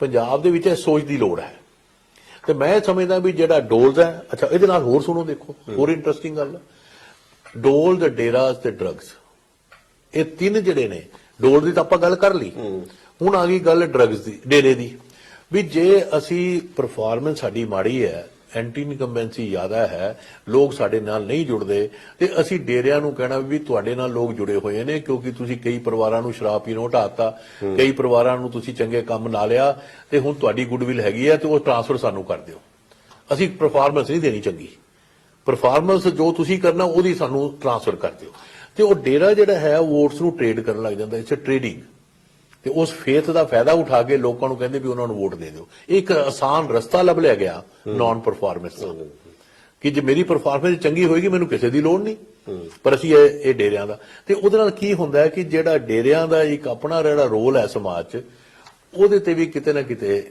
ਕਿੰਤੂ ਪ੍ਰੰਤੂ ਹੋ ਜਾਂਦਾ ਹੈ ਉਹਨਾਂ ਦਾ ਆਪਣਾ ਇੱਕ ਰੋਲ ਹੈ ਉਹਨੂੰ ਪਰਫਾਰਮ ਕਰਨ ਸਾਨੂੰ ਕੋਈ ਇਤਰਾਜ਼ ਨਹੀਂ ਤੇ ਹੁਣ ਆ ਗਿਆ ਡਰੱਗਸ ਦਾ ਮੁੱਦਾ ਡਰੱਗਸ ਨੂੰ ਘੱਟ ਕਰਨ ਦੀ ਬਜਾਏ ਇੱਕ ਦੂਜੇ ਨੂੰ ਬਲੇਮ ਗੇਮ ਕਰਕੇ ਵੀ ਤੁਸੀਂ ਮੈਨੀਫੈਸਟੋ 'ਚ ਪਾ ਰਹੇ ਵੀ ਅਸੀਂ ਬੰਦੇ ਅੰਦਰ ਕਰਨੇ ਆ ਤੇ ਉਹਦੇ ਨਾਲ ਤੁਸੀਂ ਇਹ ਨਹੀਂ ਕਹਿੰਦੇ ਵੀ ਅਸੀਂ ਇਨਸਾਫ ਦੇਣਾ ਹੁਣ ਜਸਟਿਸ ਦੇਣਾ ਤਾਂ ਉਹਦਾ ਇੱਕ ਸਿਸਟਮ ਹੈ ਉਹਦਾ ਇੱਕ ਪ੍ਰੋਸੈਸ ਹੈ ਉਹ 'ਚ ਜਸਟਿਸ ਦਿਓ ਤੁਸੀਂ ਇਹ ਨਹੀਂ ਕਹਿ ਸਕਦੇ ਕਿ ਮੈਂ ਵਾਅਦਾ ਕੀਤਾ ਸੀਗਾ ਬੰਦੇ ਨੂੰ ਜੇਲ੍ਹ ਨੂੰ ਕਰਨ ਨੂੰ ਮੈਂ ਕਰਤਾ ਤੇ ਡਰੱਗ ਉੱਥੇ ਦੀ ਉੱਥੇ ਹੈ ਬੰਦਾ ਜੇਲ੍ਹ 'ਚ ਕਰਤਾ ਹੁਣ ਅਸੀਂ ਡਰੱਗ ਦਾ ਪ੍ਰੋਬਲਮ ਨੂੰ ਸੋਲਵ ਕਰਨਾ ਨਾ ਕਿ ਡਰੱਗ ਦੇ ਨਾਂ ਤੇ ਆਪਣੀ ਰਾਜਨੀਤਿਕ ਸਕੋਰ ਸੈਟਲ ਕਰਨੇ ਨੇ ਅਸੀਂ ਇਹਨੂੰ ਪੋਲੀਟੀਕਲ ਬਲੇਮ ਗੇਮ ਜਿਹੜੀ ਹੈ ਇਹ 'ਚ ਲੋਕੀ ਵੀ ਸ਼ਾਇਦ ਇਹ ਗੱਲ ਨੂੰ ਦੇਖ ਕੇ ਤੰਗ ਆ ਰਹੇ ਉਹਨਾਂ ਨੂੰ ਸਮਝ ਆ ਰਹੀ ਹੈ ਕਿ ਇਹ ਪੋਲੀਟੀਕਲ ਬਲੇਮ ਗੇਮ ਦੇ ਵਿੱਚ ਰੀਅਲ ਇਸ਼ੂ ਤਾਂ ਉੱਥੇ ਹੀ ਨੇ ਡਰੱਗ ਵੀ ਉੱਥੇ ਹੀ ਹੈ ਗਰੀਬੀ ਵੀ ਉੱਥੇ ਹੈ ਇਨਇਕੁਐਲਿਟੀ ਵੀ ਉੱਥੇ ਹੈ ਨੌਕਰੀਆਂ ਵੀ ਲੋਕਾਂ ਨੂੰ ਨਹੀਂ ਮਿਲਦੀਆਂ ਸਭ ਕੁਝ ਉੱਥੇ ਹੈ ਪਰ ਇਹ ਸਾਰੇ ਆਪਸ 'ਚ ਲੜ ਕੇ ਸਾਡਾ ਕਰ ਰਹੇ ਇਹ ਮੈਂ ਲੋਕਾਂ ਅੱਗੇ ਚੈਲੰਜ ਹੈ ਇਸ ਚੀਜ਼ ਦਾ ਔਰ ਲੋਕੀ ਸ਼ਾਇਦ ਇਸ ਚੈਲੰਜ ਨੂੰ ਸਮਝ ਰਹੇ ਨੇ ਤੇ ਸ਼ਾਇਦ ਸਮਝ ਵੀ ਜਾਣਗੇ ਜੇ ਨਹੀਂ ਸਮਝੇ ਤੇ ਸ਼ਾਇਦ ਇਲੈਕਸ਼ਨ ਤੋਂ ਬਾਅਦ ਸਮਝ ਜਾਣਗੇ ਤੇ ਕਿਸੇ ਵੀ ਪੱਧਰ ਤੇ ਮੈਨੂੰ ਲੱਗਦਾ ਵੀ ਇਹ ਇਲੈਕਸ਼ਨ ਜਿਹੜਾ ਹੈਗਾ ਇਹੋ ਜਿਹੇ ਵੱਡੇ ਚੈਲੰਜ ਲੈ ਕੇ ਆਇਆ ਡੈਮੋਕ੍ਰੇਸੀ ਲਈ ਔਰ ਪੰਜਾਬ ਲਈ ਔਰ ਪੰਜਾਬ ਦੇ ਲੋਕਾਂ ਨੂੰ ਇਸ ਵੇਲੇ ਸੋਚਣਾ ਪੈਣਾ ਵੀ ਕੀ ਕਰਨਾ ਪਰ ਇਹ ਜਿਹੜਾ ਹੁਣ ਮਤਲਬ ਇੱਕ ਤਾਂ ਹੋ ਗਈ ਇਸ ਵੇਲੇ ਇਲੈਕਸ਼ਨ ਲੜੀ ਜਾ ਰਹੀ ਹੈ ਸਾਹਮਣੇ ਜੋ ਕੁਝ ਦਿਸਦਾ ਪ੍ਰਚਾਰ ਹੋ ਰਿਹਾ ਪਰ ਇੱਕ ਹੁੰਦਾ ਹੈ ਕਿ ਪਾਰਟੀਆਂ ਦੀ ਨਜ਼ਰ ਹੁੰਦੀ ਹੈ ਵੀ ਆਊਟਕਮ ਤੇ, ਆਊਟਕਮ ਕੀ ਨਿਕਲਣੇ ਤੋਂ ਬਾਅਦ ਕੀ ਹੋਣਾ। ਤੇ ਕਈ ਵਾਰ ਇਹ ਹੁੰਦਾ ਹੈ ਕਿ ਜਿਹੜੀਆਂ ਮਤਲਬ ਹਫਤਾ ਪਹਿਲਾਂ ਹਫਤਾ ਪਹਿਲਾਂ ਹੋਰ ਤਰ੍ਹਾਂ ਮਾਹੌਲ ਹੁੰਦਾ ਹੈ, ਤੇ ਜਦੋਂ ਵੋਟਾਂ ਭੁਗਤਾਉਣੀਆਂ ਹੁੰਦੀਆਂ ਨੇ ਜੋੜ ਤੋੜ, ਫਿਰ ਜਿਹੜੀ ਅਸਲ ਜਿਹੜੀ ਚੋਣ ਹੈ ਅਰਿਥਮੈਟਿਕ ਜਦੋਂ ਬਣਦਾ ਹੈ ਵੀ ਕਿਹੜੀ ਸੀਟ ਤੇ ਕੌਣ, ਕਿਹੜੀ ਸੀਟ ਤੇ ਕੌਣ, ਕਿਹੜੀ ਪਾਇਲ ਨਹੀਂ, ਤੁਹਾਨੂੰ ਐਵੇਂ ਲੱਗਦਾ ਵੀ ਕੋਈ ਜਿਹੜੇ ਪੋਸਟਪੋਲ ਅਲਾਇੰਸ ਨੂੰ ਧਿਆਨ ਚ ਰੱਖ ਕੇ ਵੀ ਜੋੜ ਤੋੜ ਹੁੰਦੇ ਨੇ। ਜੇ ਆਪਾਂ ਇਹ ਮੰਨੀਏ, ਜੋ ਚਰਚਾ ਇਹ ਹੈ, ਜਿਹਦੇ ਵਿੱਚ ਤੁਸੀਂ ਵੀ ਕਿਹਾ ਕੰਟੈਸਟ ਹੈਗਾ, ਕਲੀਅਰ ਨਹੀਂ ਹੈ ਵੀ ਜੇ ਅੰਗ ਅਸੈਂਬਲੀ ਵਾਲਾ ਸੀਨ ਸਾਹਮਣੇ ਆਉਂਦਾ ਜੇ, ਤਾਂ ਫਿਰ ਉਹਦੇ ਚ ਫਿਰ ਤਾਂ ਇਹਦਾ ਮਤਲਬ ਬਾਅਦ ਚ ਨਜ਼ਰ ਵੀ ਹੋਏਗੀ ਸਭ ਦੀ। ਹਾਂ ਨਹੀਂ ਬਿਲਕੁਲ, ਦੇਖੋ ਇਸ ਇਲੈਕਸ਼ਨ 'ਚ ਨਾ ਇਹ ਜਿਹੜੇ ਅਲਾਇੰਸੀ ਤੇ ਕੰਟੈਕਟ ਦੋ ਗੱਲਾਂ ਮੈਂ ਕਹਿ ਦੇਣਾ ਚਾਹੁੰਦਾ। ਪਹਿਲੀ ਗੱਲ ਤਾਂ ਇਸ ਵਾਰ ਜਿਹੜੀ ਅਲਾਇੰਸ ਹੋਈਆਂ ਉਹ ਬਿਲਕੁਲ ਨਵੀਆਂ ਅਲਾਇੰਸਿਸ ਹੈ। ਹਾਂ, ਅਕਾਲੀ ਬੀਐਸਪੀ ਵੀ ਨਵੇਂ ਹੈ, ਅਕਾਲੀ ਬੀਐਸਪੀ ਨਵੇਂ ਆ 1996 ਤੋਂ ਬਾਅਦ। ਹਾਂ, ਇਹ ਹੁਣ ਪਹਿਲੀ ਵਾਰ ਦੁਬਾਰਾ ਮਤਲਬ ਹੋਇਆ ਹੈ। ਔਰ ਬੀਜੇਪੀ ਵੀ ਨਵੀਂ ਇੱਕ ਅਲਾਇੰਸ 'ਚ ਗਈ ਹੈ, ਬਿਲਕੁਲ ਨਵਾਂ ਉਹਨਾਂ ਦਾ ਇੱਕ ਔਰ ਪੈਨ ਪੰਜਾਬ ਪਹਿਲੀ ਵਾਰੀ ਉਹ ਪਹਿਲੀ ਵਾਰ ਇਲੈਕਸ਼ਨ ਲੜ ਰਹੇ ਨੇ। ਔਰ ਇਹਦੇ ਨਾਲ ਨਾਲ ਜਿਹੜੀ ਪੰਜਾਬ ਦੀ ਜਿਹੜੀ ਆਰਕੀਟੈਕਚਰ ਹੈ ਇਲੈਕਸ਼ਨ ਦੀ, ਉਹਦੇ ਵਿੱਚ ਹੋਰ ਵੀ ਕਈ ਨਵੇਂ ਫੈਕਟਰ, ਜਿੱਦਾਂ ਕਿ ਵੀ ਜਿਹਦੇ ਵਿੱਚ ਸਾਰੀਆਂ ਜਿਹੜੀਆਂ ਨਵੀਆਂ ਪਾਰਟੀਆਂ ਵੀ ਆਈਆਂ, ਉਹਨਾਂ ਨੇ ਕੀ ਕੀਤਾ ਹੈ ਵੀ 117 ਇਲੈਕਸ਼ਨ ਹੋ ਗਏ, ਹਰ ਕਨਸਟੀਚੁਐਂਸੀ ਦਾ ਇੱਕ ਆਪਣਾ ਅਲੱਗ ਜਿਹੜਾ ਬੈਰੋਮੀਟਰ ਬਣ ਗਿਆ, ਤੇ ਉਹਦੇ ਵਿੱਚ 5 ਕੈਂਡੀਡੇਟ ਨੇ ਜਾਂ 7 ਕੈਂਡੀਡੇਟ ਨੇ, ਉਹਨਾਂ ਦੇ ਅਲੱਗ ਬੈਰੋਮੀਟਰ ਹੈ। ਤੇ ਕੋਈ ਕਹਿ ਰਿਹਾ ਵੀ ਸਾਡੇ ਨਾਲ ਇੱਕ ਪਾਰਟਿਕੂਲਰ ਸਬ ਕਾਸਟ ਹੈ, ਦੂਜਾ ਕਹਿੰਦਾ ਮੇਰੇ ਨਾਲ ਦੂਜੀ ਕਿ ਸਬ ਕਾਸਟ ਹੈ। ਇਹਦੇ ਨਾਲ ਮੈਂ ਇਹ ਗੱਲ ਜੋੜਨਾ ਚਾਹ ਰਿਹਾ ਕਿ ਜਿਹੜੇ ਜਿਵੇਂ ਦਲਿਤ ਫੈਕਟਰ, ਚੰਨੀ ਫੈਕਟਰ ਕਿਹਾ ਜਾਂਦਾ ਹੈ, ਉਸ ਫੈਕਟਰ ਦਾ ਐਨਾਲਿਸਿਸ ਜੇ ਤੁਸੀਂ ਕਰੋ ਤੇ ਤੁਹਾਨੂੰ ਬੜਾ ਇੰਟਰਸਟਿੰਗ ਲੱਗਦਾ ਕਿ ਪੰਜਾਬ ਦੀਆਂ ਜਿਹੜੀਆਂ ਸਬ ਕਾਸਟ ਨੇ, ਰਵਿਦਾਸੀਆ ਜੀ ਹੈ, ਰਾਮਦਾਸੀਆ ਨੇ, ਉਹਦੇ ਨਾਲ ਤੁਹਾਡੇ ਆ ਗਏ ਮਜਬੀ ਨੇ, ਬਾਲਮੀਕੀ ਨੇ, ਅਧਰਮੀ ਨੇ, ਉਹਦੇ ਨਾਲ ਰਾਏ ਸਿੱਖ ਨੇ, ਉਹ ਸਾਰੀਆਂ ਜਿਹੜੀਆਂ ਕਾਸਟ ਨੇ ਉਹਨਾਂ ਦਾ ਆਪਣਾ ਅਲੱਗ-ਅਲੱਗ ਵਰਤਾਰਾ ਹੈ। ਔਰ ਸਾਰੀਆਂ ਕਾਸਟ ਜਿਹੜੀਆਂ ਇਹ ਵਾਲੀਆਂ ਹਰ ਪਾਰਟੀ 'ਚ ਮੌਜੂਦ ਨੇ, ਹਰ ਪਾਰਟੀ ਹਿਸਟੋਰੀਕਲੀ। ਜੇ ਹੁਣ ਇੱਕ ਪਾਰਟੀ ਇਹਨੂੰ ਆਪਣੀ ਮੋਨੋਪੋਲੀ ਬਣਾਉਣ ਦੀ ਕੋਸ਼ਿਸ਼ ਕਰ ਰਹੀ ਹੈ ਤੇ ਨਾਕਾਮਯਾਬੀ ਪੱਕੀ ਹੈ ਉਹਦੇ 'ਚ, ਕਿਉਂਕਿ ਇਹ ਜਿਹੜਾ ਇੰਨੇ ਤਰ੍ਹਾਂ ਤੋਂ ਇਹ ਵਰਤਾਰਾ ਇੰਨੇ ਸਾਲਾਂ ਤੋਂ ਇਹ ਚੱਲਿਆ ਹੋਇਆ ਹੈ। ਹਰ ਗਰੁੱਪ ਦਾ ਆਪਣਾ ਇੱਕ, ਕਿਸੇ ਵੀ ਪਾਰਟੀ 'ਚ ਇੱਕ ਆਪਣਾ ਮੁਕਾਮ ਹੈਗਾ। ਸੋ ਉਹਦੇ ਵਿੱਚ ਜਦੋਂ ਫਿਰ ਡੇਰੇ ਵਿੱਚ ਫਸਦੇ ਨੇ ਵੀ ਇੱਕ ਜਿਹੜੀ ਸਬ ਕਾਸਟ ਹੈ ਇੱਕ ਡੇਰੇ ਨਾਲ ਜੁੜੀ ਹੈ, ਦੂਜੀ ਦੂਜੇ ਨਾਲ ਜੁੜੀ ਹੈ, ਡੇਰਾ ਬੱਲਾ ਹੋ ਗਿਆ, ਉਸ ਤੋਂ ਬਾਅਦ ਤੁਹਾਡੇ ਡੇਰਾ ਸੱਚਾ ਸੌਦਾ ਹੋ ਗਿਆ, ਹੋਰ ਵਿਆਸ ਹੋ ਗਿਆ, ਹੋਰ ਸਾਰੇ ਡੇਰੇ ਜਿਹੜੇ ਆਪਣੀ ਉਹ ਹੈਗੀ ਹੈ। ਹਾਂ, ਉਹਦੇ ਨਾਲ ਮੈਂ ਇਸ ਲੈਵਲ ਤੇ ਹੁਣ ਮੈਂ ਜੇ ਕਹਿਦਾ ਵੀ ਪੋਜ਼ਿਟਿਵ ਗੱਲ ਵੀ ਹੈ ਕਿ ਵੀ ਡੇਰੇ ਕਿਸੇ ਵੀ ਐਕਸਕਲੂਸਿਵ ਜਮਾਤ ਨੂੰ, ਕਾਸਟ ਨੂੰ ਇੱਕ ਡੋਮੀਨੈਂਟ ਫੈਕਟਰ ਨਹੀਂ ਬਣਨ ਦਿੰਦੇ। ਚਲੋ ਇਹ ਵੀ ਚੰਗੀ ਗੱਲ ਹੈ, ਜੇ ਸਿੱਖ ਧਰਮ ਨੇ ਕਮਜ਼ੋਰ ਕੀਤਾ ਡਿਫਰੈਂਟ ਕਾਸਟ ਨੂੰ, ਇਹ ਡੇਰੇ ਦਾ ਵੀ ਇੱਕ ਰੋਲ ਹੋ ਸਕਦਾ। ਪਰ ਮੈਨੂੰ ਬੇਸਿਕਲੀ ਗੱਲ ਇਹ ਲੱਗ ਰਹੀ ਹੈ ਕਿ ਜਿਹੜੀ ਇਹ ਰਾਜਨੀਤੀ ਹੈ ਜਿਹਦੇ ਚ ਐਕਸਕਲੂਸਿਵ ਕੈਟੇਗਰੀ ਜਿਹੜੀਆਂ ਨੇ ਹੁਣ ਫੰਕਸ਼ਨਲ ਨਹੀਂ ਹੋ ਰਹੀਆਂ, ਔਰ 117 ਇਲੈਕਸ਼ਨ ਨੇ, ਆਈਡੀਓਲੋਜੀ ਦੀ ਮਿਸਿੰਗ ਹੈ। ਉਹਦੇ ਵਿੱਚ ਮੈਨੂੰ ਲੱਗਦਾ ਜਿਹੜਾ ਤੁਸੀਂ ਗੱਲ ਪੁੱਛੀ ਹੈ ਕਿ ਵੀ ਪੋਸਟ ਇਲੈਕਸ਼ਨ ਅਲਾਇੰਸ, ਉਹਦੇ ਬਾਰੇ ਸੋਚਣਾ ਸ਼ਾਇਦ ਸਾਨੂੰ ਬਹੁਤੀ ਸੋਚਣ ਦੀ ਉਹਦੀ ਲੋੜ ਨਹੀਂ ਕਿ ਜਦੋਂ ਇਲੈਕਸ਼ਨ ਦਾ ਮੰਡੀਕਰਨ ਹੋ ਜਾਂਦਾ ਹੈ, ਜਦੋਂ ਪਾਰਟੀਆਂ ਧਰਮਸ਼ਾਲਾ ਬਣ ਜਾਂਦੀਆਂ ਨੇ, ਦਰਵਾਜ਼ੇ ਵੀ ਨਹੀਂ ਹੁੰਦੇ, ਤੇ ਉਹ ਦਰਵਾਜ਼ੇ ਇਲੈਕਸ਼ਨ ਵੜੋ, ਇੱਧਰ ਨਿਕਲ ਜਾਓ, ਉਹ ਦਰਵਾਜ਼ੇ ਇਲੈਕਸ਼ਨ ਤੋਂ ਬਾਅਦ ਵੀ ਉਹੀ ਰਹਿਣੇ ਆ, ਉਹੀ ਧਰਮਸ਼ਾਲਾ ਰਹਿਣੀ ਹੈ। ਮਤਲਬ ਉਦੋਂ ਵੀ ਜਿੱਧਰ ਮਰਜ਼ੀ ਕੋਈ ਜਾ ਸਕਦਾ। ਉਹ ਚੰਡੀਗੜ੍ਹ ਆਪਾਂ ਦੇਖਿਆ ਵੀ ਜਿਹੜੀ ਐਮਸੀ ਦੀ ਚੋਣ ਹੋਈ ਸੀ, ਜਿੱਤੇ ਬਹੁਤੇ ਜਿੱਤੇ ਆਪ ਦੇ, ਤੇ ਬਣ ਗਿਆ ਮੇਅਰ ਬੀਜੇਪੀ ਦਾ। ਔਰ ਅਸੀਂ ਮਹਾਰਾਸ਼ਟਰ 'ਚ ਵੀ ਦੇਖਿਆ ਵੀ ਹੁਣ ਕੋਈ ਕਿਸੇ ਨਾਲ ਵੀ ਮਿਲ ਸਕਦਾ। ਤੇ ਮੈਨੂੰ ਲੱਗਦਾ ਬੱਲੀ ਜੀ ਆਪਾਂ ਇਸ ਤੇ ਟਾਈਮ ਨਾ ਖਰਾਬ ਕਰੀਏ, ਕਿਉਂਕਿ ਇਹ ਜਿਹੜਾ ਮੰਡੀਕਰਨ ਦਾ ਕੰਮ ਹੈ ਨਾ, ਸਾਡੇ ਵੱਸ ਦਾ ਨਹੀਂ ਹੈ। ਇਹ ਹੁਣ ਕਿਹਨੂੰ ਕਿਹਦੇ ਨਾਲ ਮਿਲਾ ਲੈਣਾ, ਕਿਹੜੀਆਂ ਪਾਰਟੀਆਂ ਕਿੱਧਰ ਅੱਧੇ ਬੰਦੇ ਡਿਫੈਕਟ ਹੋ ਜਾਣੇ, ਇੱਧਰ ਨੂੰ ਚੱਲ ਜਾਣੇ, ਉੱਧਰ ਨੂੰ ਚੱਲ ਜਾਣੇ ਨੇ, ਕੁਝ ਵੀ ਹੋ ਸਕਦਾ। ਪਰ ਇੱਕ ਗੱਲ ਤੁਹਾਡੀ ਗੱਲ ਤੋਂ ਮੈਂ ਨਿਕਲੀ ਕਿ ਚੋਣਾਂ ਤੁਹਾਨੂੰ ਨਤੀਜੇ ਦੇਖਣ ਵਾਸਤੇ ਜਾਂ ਦੇਖਣ ਵਾਸਤੇ ਤੁਹਾਨੂੰ 117 ਹਲਕਿਆਂ ਦਾ ਜਾਇਜ਼ਾ ਲੈਣਾ ਪਏਗਾ। ਇੱਕ ਤਾਂ ਉਹ ਲੈਣਾ ਪਏਗਾ। ਦੂਜੀ ਗੱਲ, ਜਿਹੜੇ ਪਾਰਟੀਆਂ ਦੇ ਕਲੇਮ ਚੱਲ ਰਹੇ ਨੇ, ਇੱਕ ਮੈਂ ਇੰਟਰਸਟਿੰਗ ਦੇਖਿਆ ਕਿ ਓਪੀਨੀਅਨ ਪੋਲ ਵੀ ਕੈਂਪੇਨਿੰਗ ਦਾ ਇੱਕ ਮੈਥਡ ਬਣ ਗਿਆ। ਆਪੇ ਹੀ ਮੈਨੇਜ ਕਰੋ ਓਪੀਨੀਅਨ ਪੋਲ, ਆਪੇ ਹੀ ਉਹਨੂੰ ਬ੍ਰਾਡਕਾਸਟ ਕਰੋ, ਆਪੇ ਹੀ ਲੋਕਾਂ ਤੱਕ ਉਹਨੂੰ ਪਹੁੰਚਾਓ, ਆਪੇ ਹੀ ਸਾਰਾ ਕੰਮ ਇਹ ਕਰੋ। ਸੋ ਤੁਸੀਂ ਓਪੀਨੀਅਨ ਪੋਲ ਨੂੰ ਵੀ ਕੈਂਪੇਨਰ ਦਾ ਟੂਲ ਮੰਨ ਲਿਆ, ਔਰ ਲੋਕ ਵੀ ਸ਼ਾਇਦ ਵਾਈਜ਼ ਨੇ, ਪਰ ਥੋੜੀ ਦੇਰ ਲਈ ਸੋਚਦੇ ਨੇ। ਪਰ ਇਹ ਇੱਕ ਨਵੀਂ ਜਿਹੜੀ ਟ੍ਰੈਂਡ ਇੱਕ ਵਾਰੀ ਦਾ ਅਸਰ ਪੈ ਜਾਂਦਾ। ਅਸਰ ਪੈ ਜਾਂਦਾ ਇੱਕ ਵਾਰ। ਸੋ ਮੈਨੂੰ ਇਹ ਲੱਗਦਾ ਵੀ ਇਹਦੇ ਵਿੱਚ ਜਿਹੜੀ ਹੈ ਹੰਗ ਦਾ ਜਿਹੜੀ ਸਿਚੁਏਸ਼ਨ ਨਜ਼ਰ ਆਉਂਦੀ ਹੈ, ਜੇ ਅਸੀਂ ਇੱਕ ਕਿਆਸ ਲਾਈਏ ਕਿ ਪੰਜਾਬ ਦੇ ਵਿੱਚ ਹੰਗ ਅਸੈਂਬਲੀ ਆ ਸਕਦੀ ਹੈ। ਔਰ ਦੂਜੀ ਗੱਲ ਹੈ ਕਿ ਤਿੰਨੋਂ ਪਾਰਟੀਆਂ ਜਿਹੜੀਆਂ ਨੇ, ਜੇ ਕੋਈ ਇਹ ਸੋਚ ਲਵੇ ਕਿ ਇੱਕ ਪਿੱਛੇ ਹੈ ਜਾਂ ਦੋ ਅੱਗੇ ਨੇ, ਕੋਈ ਇਹੋ ਜੀ ਗੱਲ ਹੈ, ਮੈਨੂੰ ਲੱਗਦਾ ਵੀ ਬੜਾ ਔਖਾ ਕੰਮ ਹੋਏਗਾ ਇਹ। ਤਿੰਨੋਂ ਪਾਰਟੀਆਂ ਕੰਟੈਸਟ ਨੇ। ਔਰ ਜੇ ਮੈਂ ਇੱਕ ਥੋੜਾ ਜਿਹਾ ਪੋਲੀਟੀਕਲ ਐਡਵੈਂਚਰ ਕਰ ਲਵਾਂ ਇਹ ਕਹਿਣ ਦੀ ਕਿ ਕਾਂਗਰਸ ਪਾਰਟੀ ਜਿਹੜੀ ਹੈਗੀ ਹੈ, ਜੇ ਇਹਨਾਂ ਨੇ ਆਪਣੇ ਆਪ ਨੂੰ ਲੈਸਨ ਨਹੀਂ ਲਏ ਤੇ ਕਾਂਗਰਸ ਪਾਰਟੀ ਦਾ ਵੱਡਾ ਨੁਕਸਾਨ ਇਸ ਵੇਲੇ ਇਸ ਇਲੈਕਸ਼ਨ 'ਚ ਹੋ ਸਕਦਾ ਹੈ। ਔਰ ਕਿਉਂਕਿ 77 ਸੀਟਾਂ ਜਾਂ ਕਾਫੀ ਸੀਟਾਂ ਸੀਗੀਆਂ ਤੇ ਇਹ ਉਹ ਤੋਂ ਕਾਫੀ ਥੱਲੇ ਆ ਸਕਦੇ ਨੇ। ਔਰ ਉਹਦੇ ਨਾਲ ਨਾਲ ਜਿਹੜੀ ਮੈਨੂੰ ਇੱਕ ਗੱਲ ਹੋਰ ਸਮਝ ਆ ਰਹੀ ਹੈ ਕਿ ਜਿਸ ਤਰ੍ਹਾਂ ਓਪੀਨੀਅਨ ਪੋਲ ਜਿਹੜੇ ਕਿ ਕੈਂਪੇਨ ਦਾ ਹਿੱਸਾ ਹੈਗੇ ਨੇ, ਉਹਨਾਂ ਸਾਰਿਆਂ ਦੇ ਵਿੱਚ ਇਹ ਦਿਖਾਇਆ ਗਿਆ ਵੀ ਅਕਾਲੀ ਪਾਰਟੀ ਸਾਰੇ ਨਾਲ ਪਿੱਛੇ ਹੈ।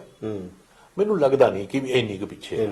ਹਾਂ, ਉਹ ਕੰਟੈਸਟ ਹੈਗੇ ਨੇ, ਬਿਲਕੁਲ ਉਹਨਾਂ ਦਾ ਇੱਕ ਆਪਣਾ ਮੁਕਾਮ ਹੈ। ਉਹਦੇ ਬਾਰੇ ਇਹ ਸੋਚਣਾ ਸ਼ਾਇਦ ਗਲਤ ਹੋਏਗਾ। ਔਰ ਇਹਦੇ ਨਾਲ ਜੁੜੀ ਗੱਲ ਇਹ ਕਹਿੰਦਾ ਵੀ ਹੁਣ ਜਿਹੜੀ ਤੁਸੀਂ ਗੱਲ ਪੁੱਛੀ ਸੀ ਪੋਸਟ ਇਲੈਕਸ਼ਨ ਅਲਾਇੰਸ, ਕੋਈ ਵੀ ਅਲਾਇੰਸ ਬਣੇ, ਅਕਾਲੀ ਪਾਰਟੀ ਇੱਕੋ ਪਾਰਟੀ ਹੈ ਜਿਹਦੇ ਨਾਲ ਆਮ ਆਦਮੀ ਪਾਰਟੀ ਵੀ ਚੱਲ ਸਕਦੀ ਹੈ, ਭਾਰਤੀ ਜਨਤਾ ਪਾਰਟੀ ਵੀ ਚੱਲ ਸਕਦੀ ਹੈ, ਔਰ ਮੈਂ ਤੁਹਾਨੂੰ ਇੱਕ ਗੱਲ ਕਹਾਂ ਈਵਨ ਕਾਂਗਰਸ ਦੇ ਨਾਲ ਵੀ ਅਲਾਇੰਸ ਹੋ ਸਕਦੀ ਹੈ। ਜੇ ਸ਼ਿਵ ਸੈਨਾ ਤੇ ਕਾਂਗਰਸ ਮਿਲ ਸਕਦੇ ਨੇ ਤੇ ਇਹਨਾਂ ਨੂੰ ਆਪਸ 'ਚ ਕੋਈ ਮਿਲਣ ਨੂੰ ਇਤਰਾਜ਼ ਨਹੀਂ ਹੋਏਗਾ। ਇਹ ਅੱਜ ਕੱਲ੍ਹ ਦੀ ਰਾਜਨੀਤੀ ਦੀ ਇੱਕ ਰਿਐਲਿਟੀ ਹੈ, ਨਾ ਕਿ ਮੇਰੀ ਇਹ ਸੋਚ ਹੈ। ਇਸ ਰਿਐਲਿਟੀ ਨੂੰ ਸਿਰਫ ਡਿਸਕ੍ਰਾਈਬ ਕਰ ਰਹੇ ਹਾਂ ਕਿ ਵੀ ਉਹਦੇ 'ਚ ਹੁਣ ਬਾਉਂਡਰੀਆਂ ਨਹੀਂ ਰਹੀਆਂ, ਹੱਦਾਂ ਨਹੀਂ ਹੈਗੀਆਂ। ਹਾਂ, ਹੱਦਾਂ ਨਹੀਂ ਹੈਗੀਆਂ। ਹੁਣ ਕੋਈ ਉਹਦੇ 'ਚ ਸੋਚ ਵਿਚਾਰ ਜਾਂ ਆਈਡੀਓਲੋਜੀ ਦੇ ਬੈਰੀਅਰ ਨਹੀਂ ਹੈਗੇ, ਕੋਈ ਫਿਲਟਰ ਨਹੀਂ ਲੱਗੇ ਹੋਏ। ਸੋ ਮੈਨੂੰ ਲੱਗਦਾ ਵੀ ਇਹ ਵੀ ਤੁਸੀਂ ਤਿਆਰ ਰਹੋ, ਇਦਾਂ ਦੀ ਵੀ ਕੋਈ ਅਲਾਇੰਸ ਚਲੀ ਹੈ, ਹੋ ਸਕਦੀ, ਕੁਝ ਵੀ ਹੋ ਸਕਦਾ। ਸਰਕਾਰ ਤੁਹਾਨੂੰ ਜ਼ਰੂਰ ਮਿਲੇਗੀ, ਕਿਹੋ ਜਿਹੀ ਮਿਲੇਗੀ, ਕਿਹੋ ਜਿਹੀ ਮਿਲੇਗੀ ਔਰ ਉਹ ਕੀ ਕੰਮ ਕਰੇਗੀ, ਇਹਦੇ ਬਾਰੇ ਸੋਚਦੇ ਰਹੋ, ਚਿੰਤਾ ਕਰਦੇ ਰਹੋ, ਲੋਕਾਂ ਨੂੰ ਮਿਲਦੇ ਰਹੋ। ਲੋ ਜੀ, ਡਾਕਟਰ ਸਾਹਿਬ ਨੇ ਕਨਕਲੂਡ ਕਰਦੇ ਵੀ ਸਰਕਾਰ ਤਾਂ ਮਿਲੇਗੀ, ਕਿਹੋ ਜਿਹੀ ਮਿਲੇਗੀ ਤੇ ਕਿਸ ਤਰ੍ਹਾਂ ਦੀ ਉਹਦੇ ਚ ਇੱਕ ਪਾਰਟੀ ਦੀ ਹੋਈ ਮਲਗੋਬਾ ਹੋਏਗਾ, ਇਹ ਅਜੇ ਨਹੀਂ ਕਹਿ ਸਕਦੇ ਤੁਸੀਂ। ਤੇ ਜਿਹੜੇ ਬੇਸਿਕ ਮੁੱਦੇ ਨੇ ਉਹਨਾਂ ਨੂੰ ਉਹ ਐਡਰੈਸ ਹੋਣਗੇ ਕਿ ਨਹੀਂ, ਇਹ ਵੀ ਵੱਡਾ ਸਵਾਲ ਹੈ। ਇਲੈਕਸ਼ਨ ਦੇ ਚੋਣ ਤੇ ਕੰਪੇਨ 'ਚ ਜਾਂ ਚੋਣ ਦੇ ਮਾਹੌਲ 'ਚ ਇਸ 'ਚ ਤਾਂ ਨਹੀਂ ਹੋ ਨਹੀਂ ਰਹੇ। ਹੋ ਬਾਅਦ 'ਚ ਜਿਹੜੀ ਕੋਈ ਸਰਕਾਰ ਬਣੇਗੀ ਉਹਨਾਂ ਮੁੱਦਿਆਂ ਨੂੰ ਐਡਰੈਸ ਕਰੇਗੀ ਕਿ ਨਹੀਂ, ਇਹ ਸਮਾਂ ਹੀ ਦੱਸੇਗਾ ਤੇ ਚੋਣ ਨਤੀਜੇ ਹੀ ਦੱਸਣਗੇ। ਜਿਸਟ ਕੀ ਹੈ ਚੋਣਾਂ ਦਾ? ਇਹ ਇਲੈਕਸ਼ਨ ਕੁਝ ਸਭ ਤੋਂ ਹਟ ਕੇ ਹੈ। ਮੰਡੀਕਰਨ, ਵੋਟਾਂ ਦਾ ਮੰਡੀਕਰਨ ਬੜੇ ਵੱਡੇ ਪੱਧਰ ਤੇ। ਹੁਣ ਚੰਗੇ ਲੋਕੀ ਕਹਿੰਦੇ ਨੇ ਜਿੱਤਣ ਵਾਲਿਆਂ ਨੂੰ ਲੈ ਕੇ ਆਉਣਾ, ਚੰਗਾ ਹੋਏ ਜਾਂ ਮਾੜਾ ਹੋਏ ਪਰ ਜਿੱਤਣ ਵਾਲਾ ਹੋਵੇ। ਬਦਲਾਵ ਕਿੱਥੋਂ? ਰਿਵਾਇਤੀ ਪਾਰਟੀਆਂ ਤੋਂ। ਕਿਉਂ ਭਾਈ? ਰਿਵਾਇਤਾਂ ਤੋਂ ਬਦਲਾਵ ਨਹੀਂ, ਰਿਵਾਇਤੀ ਪਾਰਟੀਆਂ ਤੋਂ ਬਦਲਾਵ। ਟੈਸਟ ਜਿਹੜਾ ਹੈਗਾ ਥੋੜਾ ਜਿਹਾ ਅਨਸਰਟਨ ਹੋ ਗਿਆ, ਇਹਦੇ ਬਾਰੇ ਕੋਈ ਵੀ ਕਿਆਸ ਲਗਾਉਣਾ ਮੁਸ਼ਕਲ ਹੋ ਗਿਆ ਤੇ ਪੈਸੇ ਦਾ ਇਸਤੇਮਾਲ ਕਰਕੇ ਲੋਕਾਂ 'ਚ ਭਰਮ ਪੈਦਾ ਕਰਨ ਦੀ ਕੋਸ਼ਿਸ਼ ਹੋ ਰਹੀ ਹੈ। ਇਹ ਬਦਲਾਵ ਦੀ ਰਾਜਨੀਤੀ ਨਹੀਂ ਹੈ, ਛਲਾਵੇ ਦੀ ਰਾਜਨੀਤੀ ਹੈ। ਉਹ ਫੇਸ ਦੇ ਉੱਪਰ ਕਿਹੜਾ ਹੋਏਗਾ ਔਰ ਉੱਤੇ ਕਿਹੜੀ ਕਰੀਮ ਲੱਗੀ ਹੋਏਗੀ। ਹੁਣ ਮਤਲਬ ਇਹ ਰਾਜਨੀਤੀ ਹੈ ਜੀ, ਤੇ ਸਰਕਾਰ ਦੀ ਆਪਣੀ ਕੈਪੈਸਿਟੀ ਹੈ ਨਹੀਂ ਨੌਕਰੀ ਦੇਣ ਦੀ, ਤੇ ਵਾਅਦਾ ਕਿਹੜੀ ਗੱਲ ਦਾ? ਪਰ ਵਾਅਦਾ ਜ਼ਰੂਰ ਕਰਦੇ। ਤੁਸੀਂ ਇਹ ਨਹੀਂ ਕਹਿ ਸਕਦੇ ਕਿ ਮੈਂ ਵਾਅਦਾ ਕੀਤਾ ਸੀਗਾ ਬੰਦੇ ਨੂੰ ਜੇਲ੍ਹ ਨੂੰ ਕਰਨ ਨੂੰ ਮੈਂ ਕਰਤਾ, ਤੇ ਡਰੱਗ ਉੱਥੇ ਦੀ ਉੱਥੇ ਹੈ, ਬੰਦਾ ਜੇਲ੍ਹ 'ਚ ਕਰਤਾ ਹੈ। ਓਪੀਨੀਅਨ ਪੋਲ ਵੀ ਕੈਂਪੇਨਿੰਗ ਦਾ ਇੱਕ ਮੈਥਡ ਬਣ ਗਿਆ।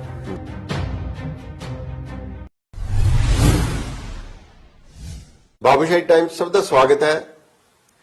ਮੌਸਮ ਬਦਲ ਰਿਹਾ, ਪੰਜਾਬ ਦੇ ਵਿੱਚ ਚੋਣ ਬੁਖਾਰ ਪੂਰਾ ਹੈ, ਪਰ ਵੈਸੇ ਸਰਦੀ ਘਟ ਰਹੀ ਹੈ ਤੇ ਹੁਣ ਮੌਸਮ ਦੇ ਵਿੱਚ ਵੀ ਤਪਸ਼ ਵਧਣੀ ਸ਼ੁਰੂ ਹੋ ਗਈ ਹੈ ਤੇ ਚੋਣ ਬੁਖਾਰ ਤਾਂ ਬਹੁਤ ਹੀ ਤੇਜ਼ ਹੋਇਆ ਹੈ।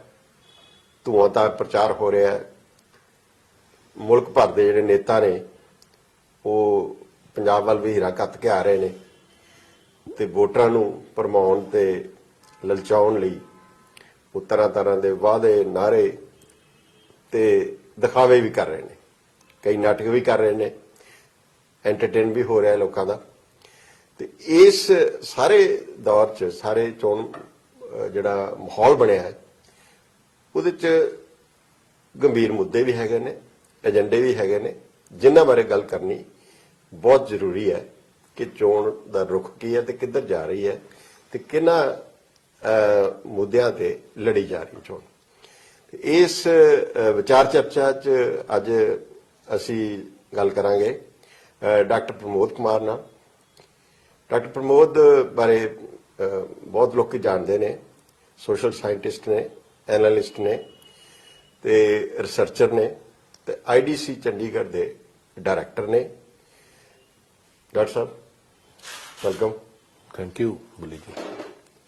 ਇਹ ਦੱਸੋ, ਸ਼ੋਰ ਸ਼ਰਾਬਾ ਤਾਂ ਬਹੁਤ ਹੈ, ਰੌਲਾ ਰੱਪਾ ਬੜਾ ਹੈ, ਪਰ ਜਿਸਟ ਕੀ ਹੈ ਚੋਣਾਂ ਦਾ? ਅਸਲ ਚ ਕੇਵਲ ਇੱਕ ਹੈ ਕਿ ਚੋਣਾਂ ਜਿਹੜੀਆਂ ਪਹਿਲਾਂ ਦੀਆਂ ਚੋਣਾਂ ਤੇ ਇਸ ਵਾਰ ਦੀਆਂ ਚੋਣਾਂ 'ਚ ਕੀ ਫਰਕ ਹੈ? ਦੇਖੋ ਬਲੀ ਜੀ, ਮੈਂ ਕੋਈ 3 ਦਹਾਕਿਆਂ ਤੋਂ ਪੰਜਾਬ ਦੀ ਰਾਜਨੀਤੀ ਨੂੰ ਸਮਝਣ ਦੀ ਕੋਸ਼ਿਸ਼ ਕਰ ਰਿਹਾ, ਔਰ ਇਹ ਪਹਿਲੀ ਵਾਰ ਹੈ ਕਿ ਮੈਨੂੰ ਇਹ ਲੱਗ ਰਿਹਾ ਹੈ ਕਿ ਇਹ ਇਲੈਕਸ਼ਨ ਕੁਝ ਸਭ ਤੋਂ ਹਟ ਕੇ ਹੈ। ਇਹਦੇ ਵਿੱਚ ਜਿਹਨੂੰ ਅਸੀਂ ਕਰਾਊਡਿੰਗ ਆਫ ਇਲੈਕਟੋਰਲ ਸਪੇਸ ਕਹਿੰਦੇ ਆ, ਕਿ ਬੜੀਆਂ ਪਾਰਟੀਆਂ ਨੇ, 5 ਆਪਸ਼ਨਸ ਨੇ, ਹੋਰ ਵੀ ਇੰਡੀਪੈਂਡੈਂਟ ਕੈਂਡੀਡੇਟ ਖੜੇ ਹੋਏ ਨੇ। ਆਪਸ਼ਨ ਬੜੀਆਂ ਨੇ ਪਰ ਚੁਆਇਸ ਕੋਈ ਨਹੀਂ। ਮੈਂ ਮਤਲਬ ਇਹ ਗੱਲ ਜਿਹੜੀ ਤੁਸੀਂ ਕਰੀ ਨਾ, ਉਹ ਪਹਿਲਾਂ ਜਦੋਂ ਮੈਂ ਅੱਜ ਰੋਬਿਨ ਹੋਰਾਂ ਨਾਲ ਗੱਲ ਕਰ ਰਿਹਾ ਸੀ, ਉਹ ਕਹਿੰਦੇ ਸੀ ਵੀ ਲੋਕ ਬਦਲ ਚਾਹੁੰਦੇ ਨੇ ਪਰ ਨਾਲ ਮਤਲਬ ਉਤਸ਼ਾਹ ਨਹੀਂ, ਉਹਦੇ ਵੋਟਾਂ ਵਾਸਤੇ ਉਹਨਾਂ ਦਾ ਉਤਸ਼ਾਹ ਨਹੀਂ ਹੈ, ਉਹਨੂੰ ਸਮਝ ਨਹੀਂ ਆ ਰਹੀ।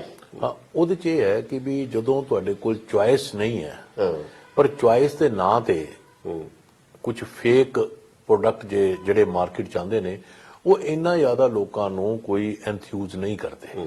ਤੇ ਮੈਂ ਇਹ ਦੇਖ ਰਿਹਾ ਕਿ ਪਹਿਲੀ ਇਲੈਕਸ਼ਨ ਹੈ ਕਿ ਜਿਹੜੇ ਲੀਡਰ ਨੇ, ਨੇਤਾ ਨੇ, ਉਹ ਤਾਂ ਬੜਾ ਸ਼ੋਰ ਸ਼ਰਾਬਾ ਉਹਨਾਂ ਦਾ, ਬੜਾ ਕੰਮ ਕਰ ਰਹੇ ਨੇ, ਇੱਧਰ ਜਾ ਰਹੇ ਨੇ, ਇੱਕ ਪਾਰਟੀ ਜਾਂਦੇ ਨੇ, ਰਾਤ ਉੱਧਰ ਰਹਿ ਕੇ ਦੂਜੀ ਪਾਰਟੀ ਜਾ ਜਾਂਦੇ ਨੇ, ਬੜੀ ਮਿਹਨਤ ਕਰ ਰਹੇ ਨੇ। ਪਰ ਜਿਹੜੇ ਲੋਕ ਨੇ ਉਹ ਕੋਈ ਇਸ ਗੱਲ ਤੋਂ ਬਹੁਤੇ ਐਂਟਰਟੇਨ ਨਹੀਂ ਹੋ ਰਹੇ, ਬਹੁਤੇ ਜ਼ਿਆਦਾ ਖੁਸ਼ ਨਹੀਂ। ਉਹਦਾ ਹੀ ਕਾਰਨ ਵੀ ਹੈ। ਉਹਦਾ ਕਾਰਨ ਇਹ ਹੈ ਕਿ ਵੀ ਪਹਿਲੇ ਇੰਨੀ ਮਿਹਨਤ ਸ਼ਾਇਦ ਪਾਰਟੀਆਂ ਨੂੰ ਨਹੀਂ ਕਰਨੀ ਪੈਂਦੀ ਸੀ ਕਿ ਲੋਕ ਕਿਸੇ ਵਿਚਾਰਧਾਰਾ ਨਾਲ ਕਾਫੀ ਹੱਦ ਤੱਕ ਕੁਝ ਲੋਕ ਜੁੜੇ ਹੁੰਦੇ ਸੀ। ਠੀਕ ਹੈ। ਹੁਣ ਕਾਫੀ ਲੋਕ ਜਿਹੜੇ ਨੇ ਵਿਚਾਰਧਾਰਾ ਦਾ ਉਹਨਾਂ ਨੇ ਦੇਖ ਲਿਆ ਕਿ ਜੇ ਲੀਡਰ ਹੀ ਵਿਚਾਰਧਾਰਾ ਦੇ ਨਾਲ ਨਹੀਂ ਜੁੜੇ ਹੋਏ ਤੇ ਅਸੀਂ ਕਿਸ ਗੱਲ ਲਈ ਜੁੜੇ ਹੋਏ ਆ।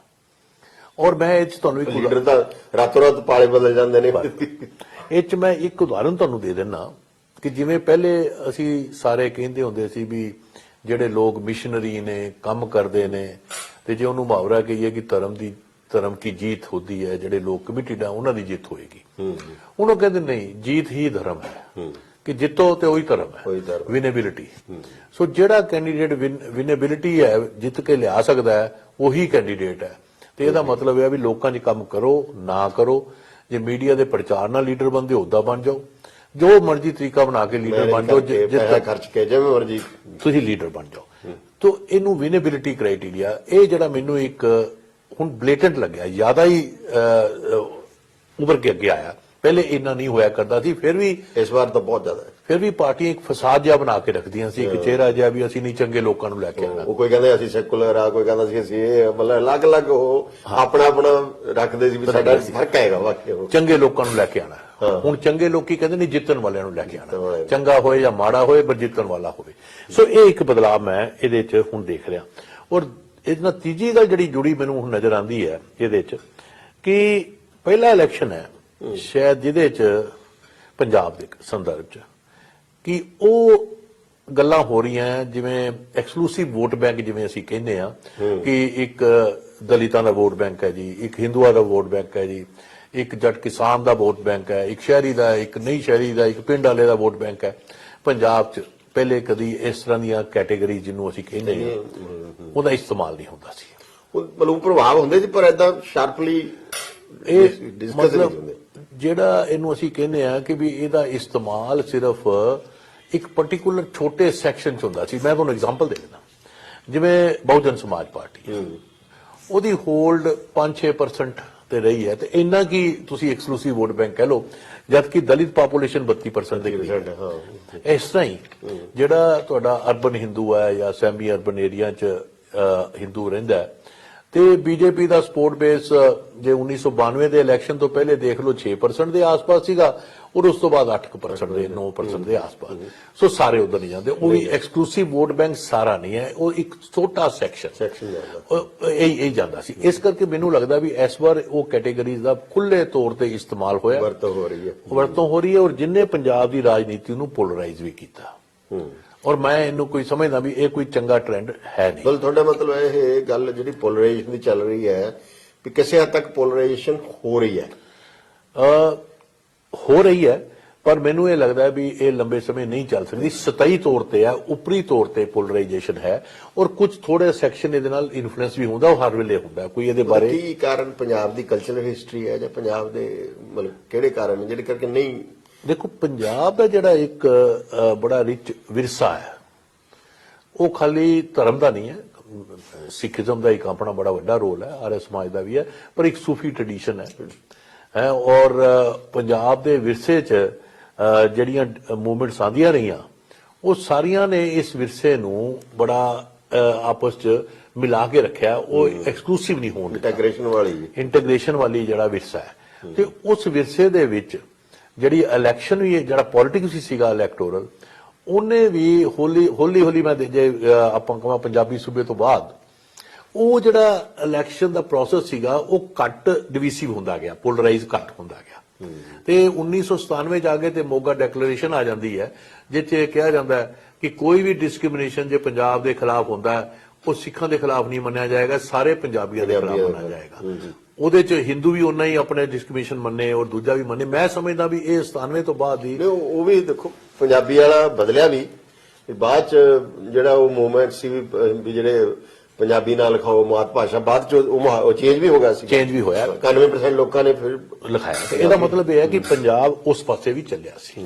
ਸੋ ਇਹ ਇੱਕ ਉਸ ਗੱਲ ਦੀ, ਪਰ ਇਹਦੇ ਨਾਲ ਹੁਣ ਜਿਹੜੀ ਜੁੜੀ ਹੋਈ ਜਿਹੜੀ ਗੱਲ ਮੈਨੂੰ ਦੂਜੀ ਲੱਗਦੀ ਹੈ ਇਹਦੇ 'ਚ ਮੰਡੀਕਰਨ ਦੀ। ਮੰਡੀਕਰਨ, ਵੋਟਾਂ ਦਾ ਮੰਡੀਕਰਨ ਬੜੇ ਵੱਡੇ ਪੱਧਰ ਤੇ ਹੋਇਆ। ਵੈਸੇ ਹਰ ਸਫੀਅਰ 'ਚ ਹੀ ਹੈ, ਪਰ ਇਸ ਵਾਰ ਕਿਉਂਕਿ ਆਈਡੀਓਲੋਜੀ ਦਾ ਨਾ ਹੋਣਾ, ਤੇ ਹੁਣ ਹਰ ਵੋਟ ਇੱਕ ਮੰਡੀਕਰਨ ਦਾ ਉਹਨੂੰ ਵਿੱਚ ਮੰਡੀ 'ਚ ਲਿਆ ਕੇ ਦੇਖਿਆ ਜਾ ਰਿਹਾ। ਉਹਨਾਂ ਨੂੰ ਲੁਭਾਣੇ ਵਾਅਦੇ ਕੀਤੇ ਜਾ ਰਹੇ ਨੇ ਔਰ ਬੜੇ ਵੱਡੇ ਪੱਧਰ ਤੇ ਕੀਤੇ ਜਾ ਰਹੇ ਨੇ। ਤੇ ਜਿਵੇਂ ਉਹ ਆਪਾਂ ਕਹਿੰਦੇ ਵੀ ਕਿਰਤ ਕਰੋ, ਹੁਣ ਉਹ ਕਿਰਤ ਕੋਈ ਨਾ ਕਰੋ, ਤੁਹਾਨੂੰ ਪੈਸੇ ਘਰੇ ਦੇ ਦੇਵਾਂਗੇ, ਤੁਸੀਂ ਕੰਮ ਕਰੋ ਜਾਂ ਨਾ ਕਰੋ, ਤੁਹਾਨੂੰ 1000 ਰੁਪਇਆ ਦੇ ਦੇਵਾਂਗੇ, ਦੂਸਰਾ ਕਹਿੰਦਾ 2000 ਦੇ ਦੇਵਾਂਗੇ, ਤੀਜਾ ਕਹਿੰਦਾ ਮੈਂ ਸਿਲੰਡਰ ਵੀ ਨਾਲ ਦੇ ਦੇਵਾਂਗਾ, ਚੌਥਾ ਕਹਿੰਦਾ ਆਟਾ ਦਾਲ ਵੀ ਦੇ ਦੇਵਾਂਗੇ, ਪੰਜਵਾਂ ਕਹਿੰਦਾ ਵੀ ਆਟਾ ਦਾਲ ਨਾਲ ਚੀਨੀ ਵੀ ਦੇ ਦੇਵਾਂਗੇ, ਤੇ ਕੰਮ ਕਰਨ ਦੀ ਕੋਈ ਲੋੜ ਨਹੀਂ, ਕਮਾਉਣ ਜੋਗੇ ਨਹੀਂ ਬਣਾਉਣਾ। ਔਰ ਇਹਦਾ ਮਤਲਬ ਇਹ ਹੈ ਵੀ ਪੰਜਾਬ ਦੀ ਡਿਵੈਲਪਮੈਂਟ 'ਚ ਜਿਹੜੀ ਖੜੋਤ ਆਈ ਹੈ, ਉਹਨੂੰ ਹੋਰ ਪਿੱਛੇ ਲੈ ਕੇ ਜਾਣਾ, ਉਹਨੂੰ ਅੱਗੇ ਨਹੀਂ ਲੈ ਕੇ ਜਾਣਾ। ਇਹ ਮੰਡੀਕਰਨ ਦਾ ਜਿਹੜਾ ਹੈ, ਹਾਲਾਂਕਿ ਮਾਰਕੀਟ ਜਿਹੜੀ ਹੁੰਦੀ ਹੈ ਉਹ ਡਿਵੈਲਪਮੈਂਟ ਲੈ ਕੇ ਜਾਂਦੀ ਹੈ, ਇਹ ਜਦੋਂ ਪਰ ਇਲੈਕਸ਼ਨ ਪ੍ਰੋਸੈਸ ਦਾ ਜਿਹੜਾ ਮੰਡੀਕਰਨ ਹੈ ਉਹ ਸਗੋਂ ਪਿੱਛਾ ਖਿੱਚੂ ਹੈ, ਨੈਗੇਟਿਵ ਆ, ਅੱਗੇ ਲੈ ਕੇ ਨਹੀਂ ਜਾ ਰਿਹਾ।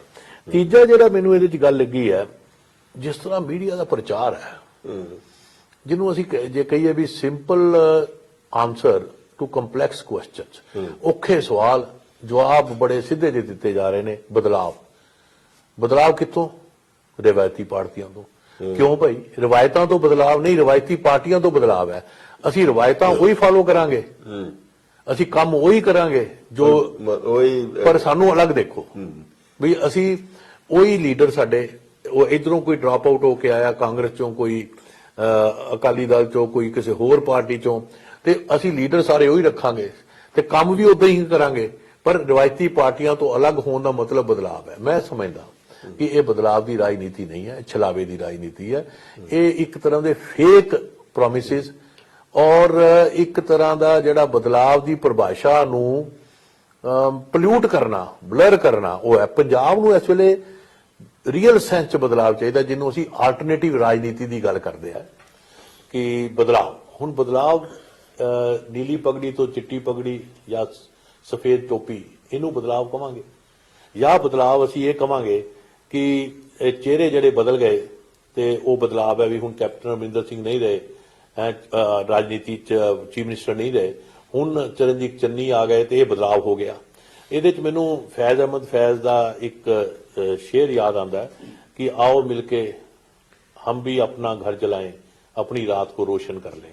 ਹੁਣ ਆਪਣੀ ਰਾਤਾਂ ਨੂੰ ਰੋਸ਼ਨ ਤੁਸੀਂ ਆਪਣੇ ਘਰ ਜਲਾ ਕੇ ਕਰ ਰਹੇ ਹੋ, ਸ਼ਾਇਦ ਇਹ ਠੀਕ ਨਹੀਂ ਹੈ, ਕਿਉਂਕਿ ਚਿਹਰੇ ਬਦਲਣ ਦੇ ਨਾਲ ਜਾਂ ਪਗੜੀਆਂ ਬਦਲ ਦੇ ਨਾਲ ਇਹ ਬਦਲਾਵ ਇਹਨੂੰ ਨਹੀਂ ਕਿਹਾ ਜਾ ਸਕਦਾ। ਇਹ ਇੱਕ ਛਲਾਵਾ ਹੈ। ਬਦਲਾਵ ਜਦ ਤੱਕ ਲੋਕਾਂ ਦੀ ਰੀਅਲ ਜ਼ਿੰਦਗੀ, ਜਿਹੜੇ ਉਹਨਾਂ ਦੇ ਰੀਅਲ ਮੁੱਦੇ ਨੇ, ਸਰਵਾਈਵਲ ਦਾ ਮੁੱਦਾ ਹੈ, ਉਹਨਾਂ ਦੀਆਂ ਜਿਹੜੀਆਂ ਉਹਨਾਂ ਦੀ ਨੌਕਰੀਆਂ ਜਾਂ ਪ੍ਰੋਡਕਟਿਵ ਲਾਈਵਲੀਹੁੱਡ ਅਰਨ ਕਰਨ ਦਾ ਮੁੱਦਾ ਹੈ, ਇੰਡਸਟਰੀ ਦੇ ਪੰਜਾਬ 'ਚ ਜਿਹੜੇ ਆਪਣੇ ਮੁੱਦੇ ਨੇ ਜਿਹਦੇ ਕਰਕੇ ਇੰਡਸਟਰੀ ਲੱਗੇ, ਐਗਰੀਕਲਚਰ ਦੇ ਵਿੱਚ ਕਿਸ ਤਰ੍ਹਾਂ ਉਹਨੂੰ ਪ੍ਰੋਫਿਟੇਬਲ ਬਣਾਉਣਾ ਹੈ, ਇਨਕਮ ਜਨਰੇਟਿੰਗ ਬਣਾਉਣਾ ਹੈ, ਉਹਦੇ ਲਿੰਕ ਕਿੱਦਾਂ ਐਗਰੋ ਨਾਲ ਕਰਨੇ, ਐਗਰੋ ਇੰਡਸਟਰੀ ਨਾਲ ਜੋੜਨੇ ਨੇ, ਔਰ ਕਿਸ ਤਰ੍ਹਾਂ ਅਸੀਂ ਸਿੱਖਿਆ ਦਾ ਇਹੋ ਜਿਹੀ ਸਿੱਖਿਆ ਦੇਣੀ ਹੈ, ਹਿਊਮਨ ਰਿਸੋਰਸ ਇਹੋ ਜਿਹਾ ਡਿਵੈਲਪ ਕਰਨਾ ਹੈ ਜਿਹੜਾ ਕਿ ਵਰਲਡ ਲੈਵਲ ਤੇ ਕੰਪੀਟੀਟਿਵ ਹੋਵੇ, ਕਿਤੇ ਵੀ ਨੌਕਰੀ ਕਰ ਸਕੇ ਔਰ ਆਪਣਾ ਜੀਵਿਕਾ ਕਮਾ ਸਕੇ ਔਰ ਇੱਕ ਚੰਗੇ ਸਮਾਜ ਦੀ ਸੰਰਚਨਾ ਕਰਨ ਲਈ ਯੋਗਦਾਨ ਪਾ ਸਕੇ। ਤੁਹਾਡਾ ਮਤਲਬ ਮੈਂ ਜੋ ਸਮਝਿਆ ਤੁਹਾਡੇ ਵੀ ਜਿਹੜੀਆਂ ਨਵੇਂ ਪਲੇਅਰ ਨੇ ਪੰਜਾਬ ਦੀ ਪੋਲਿਟਿਕਸ 'ਚ, ਪਾਰਟੀਆਂ ਜਿਹੜੀਆਂ ਰਵਾਇਤੀ ਪਾਰਟੀਆਂ ਤੋਂ ਇਲਾਵਾ, ਵੀ ਉਹਨਾਂ ਦੇ ਵਿੱਚ ਜਿਹੜਾ ਸਟੱਫ ਹੈ ਜਾਂ ਜਿਹੜੇ ਹੋ ਗਏ ਉਹ ਇਹਨਾਂ 'ਚੋਂ ਗਏ ਹੋਏ ਨੇ, ਤੁਹਾਡਾ ਮਤਲਬ ਇਹ ਹੈ। ਠੀਕ ਹੈ, ਔਰ ਇਹ ਗੱਲ ਠੀਕ ਹੈ ਤੁਹਾਡੀ, ਪਰ ਮੈਂ ਜੇ ਇਹਨੂੰ ਆਪਾਂ ਪਹਿਲੇ ਇਹ ਗੱਲ ਕਰ ਲੈਂਦੇ ਹਾਂ ਕਿ ਅੱਜ ਜਿਹੜੇ ਪੰਜਾਬ ਦੀ ਰਾਜਨੀਤੀ, ਜਦੋਂ ਅਸੀਂ ਕਰਾਊਡਿੰਗ ਆਫ ਇਲੈਕਟੋਰਲ ਸਪੇਸ ਕਹੀ ਹੈ, ਪੰਜਾਬ 'ਚ 3 ਮੇਨ ਦਲ ਨੇ। ਇੱਕ ਤਾਂ ਕਾਂਗਰਸ ਪਾਰਟੀ ਹੈ, ਔਰ ਇੱਕ ਐਸਡੀ ਅਕਾਲੀ ਦਲ 100 ਸਾਲ ਪੁਰਾਣੀ ਪਾਰਟੀ ਹੈ, ਤੀਸਰਾ ਆਮ ਆਦਮੀ ਪਾਰਟੀ, ਔਰ 2 ਹੋਰ ਨਵੇਂ ਜਿਹੜੇ ਆਏ ਨੇ, ਉਹਦੇ 'ਚ ਬੀਜੇਪੀ ਤੇ ਕੈਪਟਨ ਸਾਹਿਬ ਦੀ ਜਿਹੜੀ ਪੰਜਾਬ ਲੋਕ ਕਾਂਗਰਸ ਹੈ, ਔਰ ਨਾਲ ਢੀਂਡਸਾ ਸਾਹਿਬ ਦੀ ਇੱਕ ਜਿਹੜੀ ਪਾਰਟੀ ਹੈ, ਇਹਨਾਂ ਸਾਰਿਆਂ ਦਾ ਇੱਕ ਅਲਾਇੰਸ ਹੈ। ਇੱਕ ਨਵਾਂ ਧਿਰਾ ਸਾਹਮਣੇ ਆਇਆ, ਔਰ 5ਵਾਂ ਜਿਹੜਾ ਸੰਯੁਕਤ ਸਮਾਜ ਮੋਰਚਾ, ਇੱਕ ਕਿਸਾਨਾਂ ਦਾ ਇੱਕ ਗਰੁੱਪ ਜਿਹੜਾ ਇਲੈਕਸ਼ਨ 'ਚ ਅੱਗੇ ਆਇਆ। ਆਲਟਰਨੇਟਿਵ ਜਿਹੜੀਆਂ ਜਾਂ ਬਦਲਾਅ ਵਾਲੀਆਂ ਨਵੀਆਂ ਪਾਰਟੀਆਂ, ਨਵੇਂ ਐਂਟਰੈਂਟ ਜਿਹਦੀ ਗੱਲ ਕਰਦੇ ਹਾਂ, ਦੇਖੋ ਪੰਜਾਬ ਦੀ ਰਾਜਨੀਤੀ 'ਚ ਪਹਿਲੀ ਵਾਰ ਜਿਹੜਾ ਕੰਟੈਸਟ ਹੈ ਉਹ ਪੰਜਤਰੀ ਹੋ ਗਿਆ, ਟ੍ਰਾਈਐਂਗੂਲਰ ਹੈ। ਮੈਂ ਟ੍ਰਾਈਐਂਗੂਲਰ ਕਿਉਂ ਕਹਿ ਰਿਹਾ ਕਿ 3 ਤਾਂ ਮੇਨ ਪਾਰਟੀਆਂ ਬਿਲਕੁਲ ਇੱਕ ਦੂਜੇ ਦੇ ਨਾਲ ਕੰਟੈਸਟ 'ਚ ਨੇ। ਠੀਕ ਹੈ, ਔਰ 2 ਜਿਹੜੇ ਨਵੇਂ ਧਿਰ ਨੇ ਉਹ ਬਦਲਾਅ ਦੀ ਗੱਲ ਕਰਕੇ ਉਹ ਵੀ ਇਸ ਰਾਜਨੀਤੀ 'ਚ ਆਏ ਨੇ।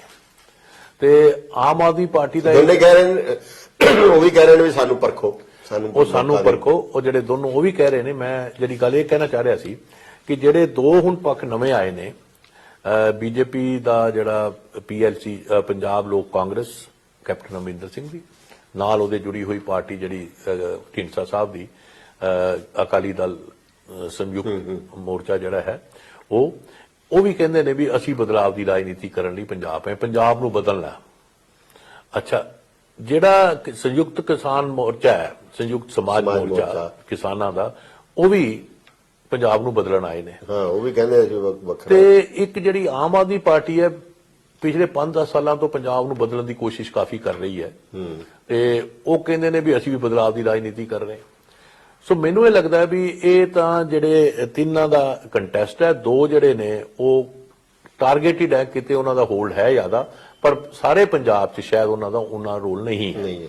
ਸੋ ਇਸ ਕਰਕੇ ਕੰਟੈਸਟ ਜਿਹੜਾ ਹੈਗਾ ਥੋੜਾ ਜਿਹਾ ਅਨਸਰਟਨ ਹੋ ਗਿਆ। ਇਹਦੇ ਬਾਰੇ ਕੋਈ ਵੀ ਕਿਆਸ ਲਗਾਉਣਾ ਮੁਸ਼ਕਲ ਹੋ ਜਾਂਦਾ ਹੈ, ਕਿਉਂਕਿ ਬੜਾ ਇੱਕ ਕਲੋਜ਼ ਕੰਟੈਸਟ ਹੋ ਗਿਆ। ਕੌਣ ਕਿਹਨੂੰ ਸਪੋਇਲ ਕਰੇਗਾ, ਕਿੱਥੇ ਕਰੇਗਾ, ਕਿਹਨੂੰ ਫਾਇਦਾ ਪਹੁੰਚਾਏਗਾ, ਕਿੱਥੇ ਨੁਕਸਾਨ ਕਰੇਗਾ, ਕਿਉਂਕਿ ਆਈਡੀਓਲੋਜੀ ਜਿਹਨੂੰ ਅਸੀਂ ਕਹਿੰਦੇ ਆ, ਆਈਡੀਆਜ਼, ਪ੍ਰਿੰਸੀਪਲਸ, ਉਹਨਾਂ ਦਾ ਕਾਫੀ ਅਭਾਵ ਹੈ। ਪੈਸੇ ਦਾ ਬੜਾ ਦਿਖਾਵੇ ਦਾ ਕਾਫੀ ਹੈਗਾ, ਤੇ ਮੈਨੂੰ ਕਈ ਵਾਰ ਇਹ ਲੱਗਦਾ ਵੀ ਜਦੋਂ ਆਈਡੀਆਜ਼ ਦਾ ਰੋਲ ਘਟਦਾ, ਪੈਸੇ ਦਾ ਰੋਲ ਵੱਧ ਜਾਂਦਾ, ਤੇ ਜ਼ਿਆਦਾ ਪੈਸੇ ਦਾ ਇਸਤੇਮਾਲ ਰਾਜਨੀਤੀ 'ਚ ਹੋਣ ਲੱਗ ਗਿਆ, ਕਿਉਂਕਿ ਜ਼ਿਆਦਾ ਆਈਡੀਆਜ਼ ਹੈ ਨਹੀਂ, ਤੇ ਉਹ ਜਾਂ ਉਹਨਾਂ ਆਈਡੀਆਜ਼ ਨਾਲ ਉਹ ਜੁੜੇ ਹੋਏ ਨਹੀਂ ਹੈ, ਤੇ ਪੈਸੇ ਦਾ ਇਸਤੇਮਾਲ ਕਰਕੇ ਲੋਕਾਂ 'ਚ ਭਰਮ ਪੈਦਾ ਕਰਨ ਦੀ ਕੋਸ਼ਿਸ਼ ਹੋ ਰਹੀ ਹੈ। ਇਹ ਵੋਟਰ ਨੇ ਦੇਖਣਾ ਕਿ ਉਸ ਭਰਮ 'ਚ ਨਾ ਆਵੇ, ਤੇ ਉਹਦਾ ਫੋਕਸ ਵੀ ਫਿਰ ਸ਼ਿਫਟ ਕਰ ਦਿੰਦੇ ਨੇ ਪੈਸੇ ਨਾਲ। ਜਦੋਂ ਵਿਚਾਰਧਾਰਾ ਨਹੀਂ ਤੇ ਮੁੱਦੇ ਨੇ, ਤੇ ਫਿਰ ਫੋਕਸ ਵੀ ਇੰਡੀਵਿਜੂਅਲਸ ਤੇ ਜਾਂ ਹਲਕੇ ਮੁੱਦਿਆਂ ਤੇ। ਇਹ ਬਿਲਕੁਲ ਠੀਕ ਤੁਸੀਂ ਗੱਲ ਕਹੀ। ਅਸੀਂ ਕਾਫੀ ਸਮੇਂ ਤੋਂ ਹੁਣ ਪਿੱਛੋਂ ਤੋਂ ਦੇਖ ਰਹੇ ਹਾਂ ਕਿ ਮਤਲਬ ਉਹ ਕਹਿੰਦੇ ਨੇ ਵੀ ਫੇਸ ਕਿਹੜਾ ਹੋਏਗਾ।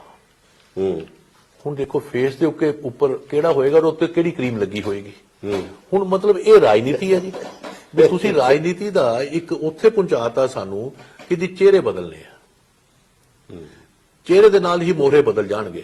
ਇਦਾਂ ਨਹੀਂ ਹੋਇਆ ਕਰਦਾ, ਕਿਉਂਕਿ ਜੇ ਰਾਜਨੀਤੀ ਦੇ ਬਦਲਾਅ ਦੀ ਗੱਲ ਕਰਦੇ ਹੋ, ਔਰ ਥੱਲੇ ਗ੍ਰਾਸ ਰੂਟ ਤੇ ਉਹੀ ਬੰਦੇ ਜਿਹੜੇ ਦੂਜੀਆਂ ਪਾਰਟੀਆਂ ਤੋਂ ਡਰਾਪ ਆਊਟ ਹੈ, ਤੇ ਫਿਰ ਤੁਸੀਂ ਕਹੋ ਜੀ ਅਸੀਂ ਬਦਲਾਅ ਦੀ ਰਾਜਨੀਤੀ ਕਰ ਰਹੇ ਹਾਂ, ਤੇ ਮੈਨੂੰ ਲੱਗਦਾ ਛਲਾਵਾ, ਕਿਉਂਕਿ ਪੰਜਾਬ ਨੂੰ ਇਸ ਵੇਲੇ ਇੱਕ ਬੜਾ ਸੀਰੀਅਸ ਆਲਟਰਨੇਟਿਵ ਦੀ ਲੋੜ ਹੈ, ਜਿਹਨੂੰ ਅਸੀਂ ਪੈਰਾਡਾਈਮ ਸ਼ਿਫਟ ਕਹਿੰਦੇ ਆ, ਕਿ ਉਸ ਡਿਵੈਲਪਮੈਂਟ ਦੀ ਪਾਥ ਦੇ ਵਿੱਚ ਸਟੇਟ ਨੇ ਆਪਣੇ ਆਪ ਨੂੰ ਐਮਪਾਵਰ ਕਰਨਾ ਹੈ, ਤੇ ਕੀ ਉਹ ਲੋਕਾਂ ਦੀ ਕੈਪੈਸਿਟੀ ਵਧਾ ਸਕੇ। ਹੁਣ ਸਟੇਟ ਇਹ ਕਹਿੰਦੀ ਹੈ ਘਰ ਘਰ ਨੌਕਰੀ ਦੇਵਾਂਗੇ, ਸਰਕਾਰ ਕਹਿੰਦੀ ਹੈ। ਸਰਕਾਰ ਕੋਲ ਤਾਂ ਆਪਣੇ ਜਿਹੜੇ ਨੌਕਰਾਂ ਨੂੰ ਤਨਖਾਹ ਦੇਣ ਲਈ ਪੈਸੇ ਨਹੀਂ, ਤੇ ਸਰਕਾਰ ਦੀ ਆਪਣੀ ਕੈਪੈਸਿਟੀ ਹੈ ਨਹੀਂ ਨੌਕਰੀ ਦੇਣ ਦੀ, ਤੇ ਵਾਅਦਾ ਕਿਹੜੀ ਗੱਲ ਦਾ, ਪਰ ਵਾਅਦਾ ਜ਼ਰੂਰ ਕਰਦੇ ਨੇ। ਜਦ ਤੱਕ ਅਸੀਂ ਪਾਥ ਆਫ ਡਿਵੈਲਪਮੈਂਟ ਉਹ ਲਈ ਹੈ ਜਿਹਦੇ ਚ ਮਾਰਕੀਟ ਨੂੰ ਸਰੈਂਡਰ ਕਰਤਾ ਸਟੇਟ ਨੇ, ਗਵਰਨਮੈਂਟ ਨੇ, ਕਿ ਮਾਰਕੀਟ ਹੀ ਸਭ ਕੁਝ ਡਿਸਾਈਡ ਕਰੇਗੀ, ਫਿਰ ਨੌਕਰੀਆਂ ਤਾਂ ਮਾਰਕੀਟ ਨੇ ਦੇਣੀਆਂ ਨਾ, ਸਰਕਾਰ ਨੇ ਤਾਂ ਦੇਣੀਆਂ ਨਹੀਂ, ਪਰ ਵਾਅਦੇ ਹੁਣ ਸਰਕਾਰ ਕਰਦੀ ਹੈ। ਪਬਲਿਕ ਸੈਕਟਰ ਡਿਸਇਨਵੈਸਟ ਕਰਤਾ, ਸਰਕਾਰ ਕੋਲ ਕੁਝ ਹੈ ਨਹੀਂ ਦੇਣ ਨੂੰ। ਫਿਰ ਉਹਦਾ ਇੱਕ ਡੈਮੋਕ੍ਰੇਸੀ ਤੋਂ ਬੜਾ ਥ੍ਰੈਟ ਪਹੁੰਚਦਾ, ਚੈਲੰਜ ਹੁੰਦਾ। ਜਦੋਂ ਲੀਡਰਾਂ ਦੀ ਕ੍ਰੈਡੀਬਿਲਿਟੀ ਘਟਦੀ ਹੈ, ਪਾਰਟੀਆਂ ਦੀ ਕ੍ਰੈਡੀਬਿਲਿਟੀ ਘਟਦੀ, ਉਹਦਾ ਨੁਕਸਾਨ ਜਮਹੂਰੀਅਤ ਦਾ ਹੁੰਦਾ, ਲੋਕਾਂ ਦਾ ਫੇਥ ਡੈਮੋਕ੍ਰੇਸੀ 'ਚ ਉੱਠ ਜਾਂਦਾ। ਸੋ ਮੈਨੂੰ ਇਹ ਲੱਗਦਾ ਵੀ ਕਿਸੇ ਲੈਵਲ ਤੇ ਸਾਨੂੰ ਉਹ ਵਾਅਦੇ ਨਹੀਂ ਕਰਨੇ ਚਾਹੀਦੇ ਜਿਹੜੇ ਕਿ ਆਪਾਂ ਪੂਰੇ ਹੀ ਨਹੀਂ ਕਰ ਸਕਦੇ। ਸੋ ਉਹਦੇ ਨਾਲ ਜੇ ਅਸੀਂ ਇਹ ਕਹੀਏ ਕਿ ਪੰਜਾਬ ਦਾ ਜਿਹੜਾ ਐਗਰੀਕਲਚਰ ਦਾ ਕ੍ਰਾਈਸਿਸ, ਹੁਣ ਮੈਂ ਤੁਹਾਨੂੰ ਇੱਕ ਬੜੀ ਇੰਟਰਸਟਿੰਗ ਗੱਲ ਇੱਥੇ ਦੱਸਦਾ ਕਿ ਜਦੋਂ ਕਿਸਾਨ ਜਿੱਤ ਕੇ ਇੱਥੇ ਆਏ, ਅੱਜ ਕਿਸਾਨ ਦੇ ਜਿਹੜੇ ਮੁੱਦੇ ਨੇ, ਐਗਰੀਕਲਚਰ ਦਾ ਜਿਹੜਾ ਕ੍ਰਾਈਸਿਸ ਹੈ, ਜਿਸ ਤਰ੍ਹਾਂ ਐਗਰੀਕਲਚਰ ਤੇ ਇਕਨੋਮੀ ਨੂੰ ਅਸੀਂ ਚੇਂਜ ਕਰਨਾ ਹੈ, ਉਹਦੇ ਤੇ ਕੋਈ ਗੱਲਬਾਤ ਨਹੀਂ, ਕੋਈ ਚਰਚਾ ਨਹੀਂ, ਚੋਣਾਂ 'ਚ ਮੁੱਦਾ ਹੀ ਨਹੀਂ ਰਿਹਾ। ਬਲ ਜਦੋਂ ਕਿਸਾਨ ਮੂਵਮੈਂਟ ਸੀਗੀ ਉਦੋਂ ਇਹ ਲੱਗਦਾ ਸੀ ਵੀ ਇਹ ਬਹੁਤ ਵੱਡਾ ਮੁੱਦਾ ਹੋਏਗਾ ਚੋਣਾਂ ਦਾ। ਹੁਣ ਮੁੱਦਾ ਪਤਾ ਕੀ ਹੈ? ਕਿਸਾਨ ਵੋਟ ਕਿਹਨੂੰ ਪਾਣਗੇ, ਇਸ ਤੋਂ ਵੱਧ ਮੁੱਦਾ ਨਹੀਂ ਹੈ ਕੋਈ। ਜਦਕਿ ਮੁੱਦਾ ਇਹ ਹੋਣਾ ਚਾਹੀਦਾ ਸੀ ਕਿ ਪੰਜਾਬ ਦਾ ਜਿਹੜਾ ਐਗਰੀਕਲਚਰ 'ਚ ਖੜੋਤ ਆਈ ਹੈ, ਉਹਨੂੰ ਆਪਾਂ ਕਿੱਦਾਂ ਬਦਲਾਂਗੇ, ਉਹਦੇ ਲਈ ਅਸੀਂ ਕੀ ਸਟ੍ਰੈਟਜੀ ਅਡਾਪਟ ਕਰਾਂਗੇ, ਇਹ ਤੇ ਚਰਚਾ ਕੀਤੀ ਜਾਏ। ਦੂਜੀ ਗੱਲ, ਉਦੋਂ ਗੱਲ ਹੁੰਦੀ ਸੀ ਫੈਡਰਲਿਜ਼ਮ ਦੀ, ਕਿ ਸੈਂਟਰ ਦੇ ਅਧਿਕਾਰ ਸਟੇਟਾਂ ਦੀ ਜਿਹੜੀ ਇਕਨੋਮੀ ਹੈ ਜਾਂ ਸਟੇਟ ਦਾ ਜਿਹੜਾ ਕੰਮ ਹੈ, ਉਹ ਕਿਸ ਹੱਦ ਤੱਕ ਸਟੇਟਾਂ ਦੇ ਵਿੱਚ ਇੰਟਰਫੇਅਰ ਕਰ ਸਕਦੇ ਨੇ, ਉਹਦੀ ਗੱਲਬਾਤ ਉਹ ਵੀ ਨਹੀਂ ਹੈ। ਤਾਂ ਕੋਈ ਪਾਰਟੀ ਵੀ ਨਹੀਂ ਚਰਚਾ ਕਰ, ਕੋਈ ਪਾਰਟੀ ਚਰਚਾ ਨਹੀਂ ਕਰ। ਉਹਦੇ 'ਚ ਮੈਂ ਇੱਕ ਹੋਰ ਜਿਹੜੀ ਤੁਸੀਂ ਗੱਲ ਕੀਤੀ ਸੀ ਨਾ, ਡਿਵੈਲਪਮੈਂਟ ਦਾ ਮਾਡਲ, ਡਿਵੈਲਪਮੈਂਟ ਦੇ ਇਸ਼ੂਜ਼ ਜਿਹੜੇ ਹੈਗੇ ਨੇ ਵੀ ਉਹ ਸਾਰੇ, ਉਹਦੇ 'ਚ ਇਹ ਵੀ ਹੈਗਾ ਕਿ ਜਿਹੜੇ ਇਹ ਵਾਅਦੇ ਕਰ ਰਹੇ ਨੇ ਜਾਂ ਜਿਹੜੇ ਦਾਅਵੇ ਕਰ ਰਹੇ ਨੇ, ਜੇ ਸਰਕਾਰ ਬਣ ਵੀ ਜਾਂਦੀ ਹੈ ਕਿਸੇ ਦੀ ਪਾਰਟੀ, ਤਾਂ ਉਹਦੀਆਂ ਇੰਨੀਆਂ ਲਿਮਿਟਡ ਪਾਵਰਸ ਨੇ ਸਟੇਟ ਦੀਆਂ, ਫਾਈਨੈਂਸ਼ੀਅਲ ਵੀ ਤੇ ਦੂਸਰੀਆਂ ਵੀ, ਤੇ ਉਹ ਸੈਂਟਰ ਤੋਂ ਬਿਨਾਂ ਤਾਂ ਉਹ ਵੈਸੇ ਹੀ ਨਹੀਂ ਚੱਲ ਸਕਦੇ। ਬਿਲਕੁਲ ਜੋ ਕਿਵੇਂ ਪੰਜਾਬ ਦੀ ਸਿਚੁਏਸ਼ਨ ਵੈਸੇ ਵੀ ਵੱਖਰੀ ਹੈ ਲੈਂਡ ਲੌਕਡ ਹੋਣ ਕਰਕੇ, ਵੀ ਉਹ ਕਿਵੇਂ ਕਰਨਗੇ? ਸਟੇਟ ਸੈਂਟਰ ਨਾਲ ਕੀ ਰਿਲੇਸ਼ਨ ਹੋਏਗਾ? ਸੈਂਟਰ ਤੋਂ ਪੈਸਾ ਕਿਵੇਂ ਆਏਗਾ? ਜਾਂ ਵੀ ਕਹਿੰਦੇ ਉਹਦਾ ਵੀ ਕੋਈ ਜਵਾਬ ਨਹੀਂ ਕਿਸੇ ਕੋਲ, ਜਾਂ ਕੋਈ ਗੱਲ ਹੀ ਨਹੀਂ ਕਰ ਰਿਹਾ। ਉਹ ਬਿਲਕੁਲ ਨਹੀਂ ਕਰ ਰਿਹਾ। ਔਰ ਇਹਦੇ ਨਾਲ ਜੁੜੀ ਹੋਈ ਗੱਲ ਜਿਹੜੀ ਹੈ, ਉਸੇ ਮੂਵਮੈਂਟ ਤੋਂ ਨਿਕਲ ਕੇ ਆਈ ਸੀ ਲਾਈਵਲੀਹੁੱਡ ਦੇ ਇਸ਼ੂ, ਫੂਡ ਸਿਕਿਉਰਿਟੀ ਦਾ ਇਸ਼ੂ, ਕਿ ਵੀ ਅਸੀਂ ਦੇਸ਼ ਦੇ ਵਿੱਚ ਜਾਂ ਪੰਜਾਬ ਦੇ ਵਿੱਚ ਅਲੱਗ-ਅਲੱਗ ਸੂਬਿਆਂ 'ਚ ਗਰੀਬ ਬੰਦੇ ਲਈ ਫੂਡ ਦਾ ਕੀ ਹੋਏਗਾ ਪੋਲਿਟਿਕਸ ਸਾਡੀ, ਉੱਤੇ ਵੀ ਕੋਈ ਚਰਚਾ ਨਹੀਂ। ਲਾਈਵਲੀਹੁੱਡ, ਖੇਤ ਮਜ਼ਦੂਰ ਹੈ, ਛੋਟਾ ਕਿਸਾਨ ਹੈ, ਉਹਦੀ ਇਨਕਮ ਡਬਲ ਕਰਨੀ ਹੈ ਜਾਂ ਉਹਨੂੰ ਕਿਸ ਤਰ੍ਹਾਂ ਸਿਸਟਮ ਦੇ ਵਿੱਚ ਇੰਟੀਗ੍ਰੇਟ ਕਰਨਾ ਹੈ, ਉਹਦੀ ਕੋਈ ਚਰਚਾ ਨਹੀਂ। ਚਰਚਾ ਸਿਰਫ ਇਹ ਹੈ ਖਿਰਾਤ ਦੇਣਾ। ਮੈਂ ਸਮਝਦਾ ਖਿਰਾਤ ਦੀ ਰਾਜਨੀਤੀ ਜਿਹੜੀ ਹੈ ਉਹ ਡੈਮੋਕ੍ਰੇਸੀ ਦੇ ਨਾਲ ਢੁਕਵੀਂ ਨਹੀਂ ਹੈ। ਖਿਰਾਤ ਦੀ ਰਾਜਨੀਤੀ ਫਿਊਡਲ ਹੈ। ਬਿਲਕੁਲ ਠੀਕ ਹੈ। ਇਹ ਔਰ ਇਹਨੂੰ ਕਨਫਿਊਜ਼ ਨਾ ਕਰੀਏ ਸਬਸਿਡੀਜ਼ ਨਾਲ। ਸਬਸਿਡੀਜ਼ ਹੁੰਦੀਆਂ ਇਕੁਐਲਿਟੀ, ਇਕੁਇਟੀ ਐਂਡ ਪ੍ਰੋਡਕਟਿਵਿਟੀ, ਕਿ ਇੱਕ ਲੈਵਲ ਤੇ ਲੈਵਲ ਪਲੇਇੰਗ ਫੀਲਡ ਕ੍ਰੀਏਟ ਕਰਨਾ ਇਕਨੋਮੀ ਦੇ ਡਿਫਰੈਂਟ ਅਲੱਗ-ਅਲੱਗ ਸੈਕਸ਼ਨ ਦੇ ਵਿੱਚ, ਤੇ ਨਾਲ ਪ੍ਰੋਡਕਟਿਵਿਟੀ ਨੂੰ ਵਧਾਉਣਾ, ਟੈਕਨੋਲੋਜੀ ਨਵੀਂ ਲਿਆਣੀ, ਨਵੇਂ ਮੈਥਡ ਕਲਾਈਮੇਟ ਚੇਂਜ ਦੇ ਨਾਲ ਮਿਲਦੇ ਜੁਲਦੇ ਲਿਆਣੇ, ਉਹਦੀ ਗੱਲ, ਉਹ ਸਬਸਿਡੀਜ਼ ਹੁੰਦੀਆਂ। ਅਸੀਂ ਉਹਦੇ ਤੇ ਚਿੰਤਾ ਨਹੀਂ ਕਰ ਰਹੇ, ਅਸੀਂ ਖਿਰਾਤ ਤੇ ਚਿੰਤਾ ਕਰ ਰਹੇ ਹਾਂ। ਮਿਸਾਲ ਦੇ ਤੌਰ ਤੇ ਤੁਸੀਂ ਡ੍ਰਿਪ ਇਰੀਗੇਸ਼ਨ ਵਿੱਚ ਸਬਸਿਡੀ ਦਿੰਦੇ ਹੋ, ਤੁਸੀਂ ਉਹ ਲਾਓ ਤੇ ਉਹਦੇ ਨਾਲ ਪ੍ਰੋਡਕਟਿਵਿਟੀ ਵਧੇਗੀ। ਹਾਂ, ਇਹ ਕਹਿਣ ਦਾ ਮੇਰਾ ਭਾਵ ਹੈ। ਤੇ ਇਹਦਾ ਮਤਲਬ ਇਹ ਹੈ ਕਿ ਜਿਹੜਾ ਫਿਊਡਲਿਜ਼ਮ ਹੈ ਉਹਨੂੰ ਅਸੀਂ ਦੁਬਾਰਾ ਆਪਣੇ ਕੈਪੀਟਲਿਜ਼ਮ ਦਾ ਜਿਹੜਾ ਸਾਡਾ ਕ੍ਰਾਈਸਿਸ ਹੈ ਉਹਨੂੰ ਮੀਟ ਕਰਨ ਲਈ ਫਿਊਡਲਿਜ਼ਮ ਲਿਆ ਰਹੇ ਹਾਂ, ਜਿਹਨੂੰ ਮੈਂ ਕਹਿੰਦਾ ਵੀ ਅਸੀਂ ਫਿਊਡਲ ਹੈਗੇ ਆਪਣੇ ਐਟੀਟਿਊਡ 'ਚ, ਤੇ ਕੈਪੀਟਲਿਸਟ ਹੈਗੇ ਆ ਪ੍ਰੈਕਟਿਸ 'ਚ, ਕਿ ਪ੍ਰੋਫਿਟ ਕਿਹੜੇ ਵੀ ਕਿਸੇ ਵੀ ਤਰੀਕੇ ਨਾਲ ਕਮਾ ਲੈਣਾ, ਜੋ ਮਰਜ਼ੀ ਰੂਲ ਹੈ ਸਭ ਵਾਇਲੇਟ ਕਰਨੇ ਨੇ, ਤੇ ਪੋਟੈਂਸ਼ੀਅਲ ਸੋਸ਼ਲਿਸਟ ਨੇ। ਅਸੀਂ ਗਰੀਬਾਂ ਦਾ ਧਿਆਨ ਕਰ ਰਹੇ ਹਾਂ ਖਿਰਾਤਾਂ ਦੇ ਕੇ। ਜੇ ਖਿਰਾਤ ਦਵਾਂਗੇ, ਕੱਲ ਨੂੰ ਤੁਹਾਡੇ ਕੋਲ ਪੈਸੇ ਨਹੀਂ ਖਿਰਾਤ ਦਿੰਦੇ ਤੇ ਗਰੀਬ ਕੀ ਕਰੂਗਾ? ਪੈਸੇ ਕਮਾ ਨਹੀਂ ਸਕਦਾ।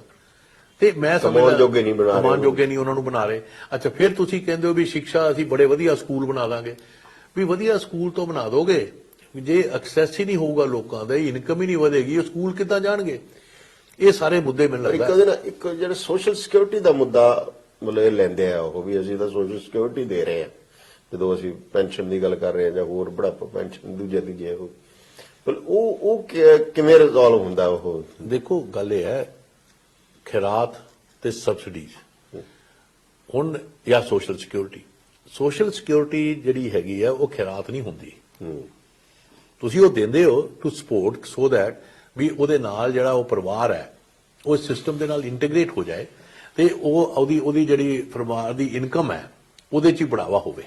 ਤੇ ਖਾਲੀ ਇਹ ਨਹੀਂ ਕਿ ਸਰਕਾਰ ਹੀ ਉਹ ਕਰ ਰਹੀ, ਫਿਰ ਸਰਕਾਰ ਉਹਦੀ ਕੈਪੈਸਿਟੀ ਵਧਾਵੇ, ਸਪੋਰਟ ਕਰੇ ਉਹਨੂੰ ਇਨੀਸ਼ੀਅਲੀ, ਸੋ ਦੈਟ ਉਹ ਪਰਿਵਾਰ ਦੀ ਇਨਕਮ ਵਧੇ। ਉਹਦੇ ਬਾਰੇ ਸੋਚ ਨਹੀਂ ਆ। ਆਪਾਂ ਇਹ ਕਹਿ ਰਹੇ ਵੀ ਉਹਦੇ ਬਾਰੇ ਕੋਈ ਹੋਰ ਮਾਡਲ ਦੀ ਗੱਲ ਨਹੀਂ। ਪਰ ਇੱਥੇ ਤਾਂ ਨੀਲੇ ਕਾਰਡ ਵਾਲਿਆਂ ਦੀ ਤੇ ਉਹਨਾਂ ਦੀ ਗਿਣਤੀ ਵੱਧਦੀ ਜਾਂਦੀ ਹੈ।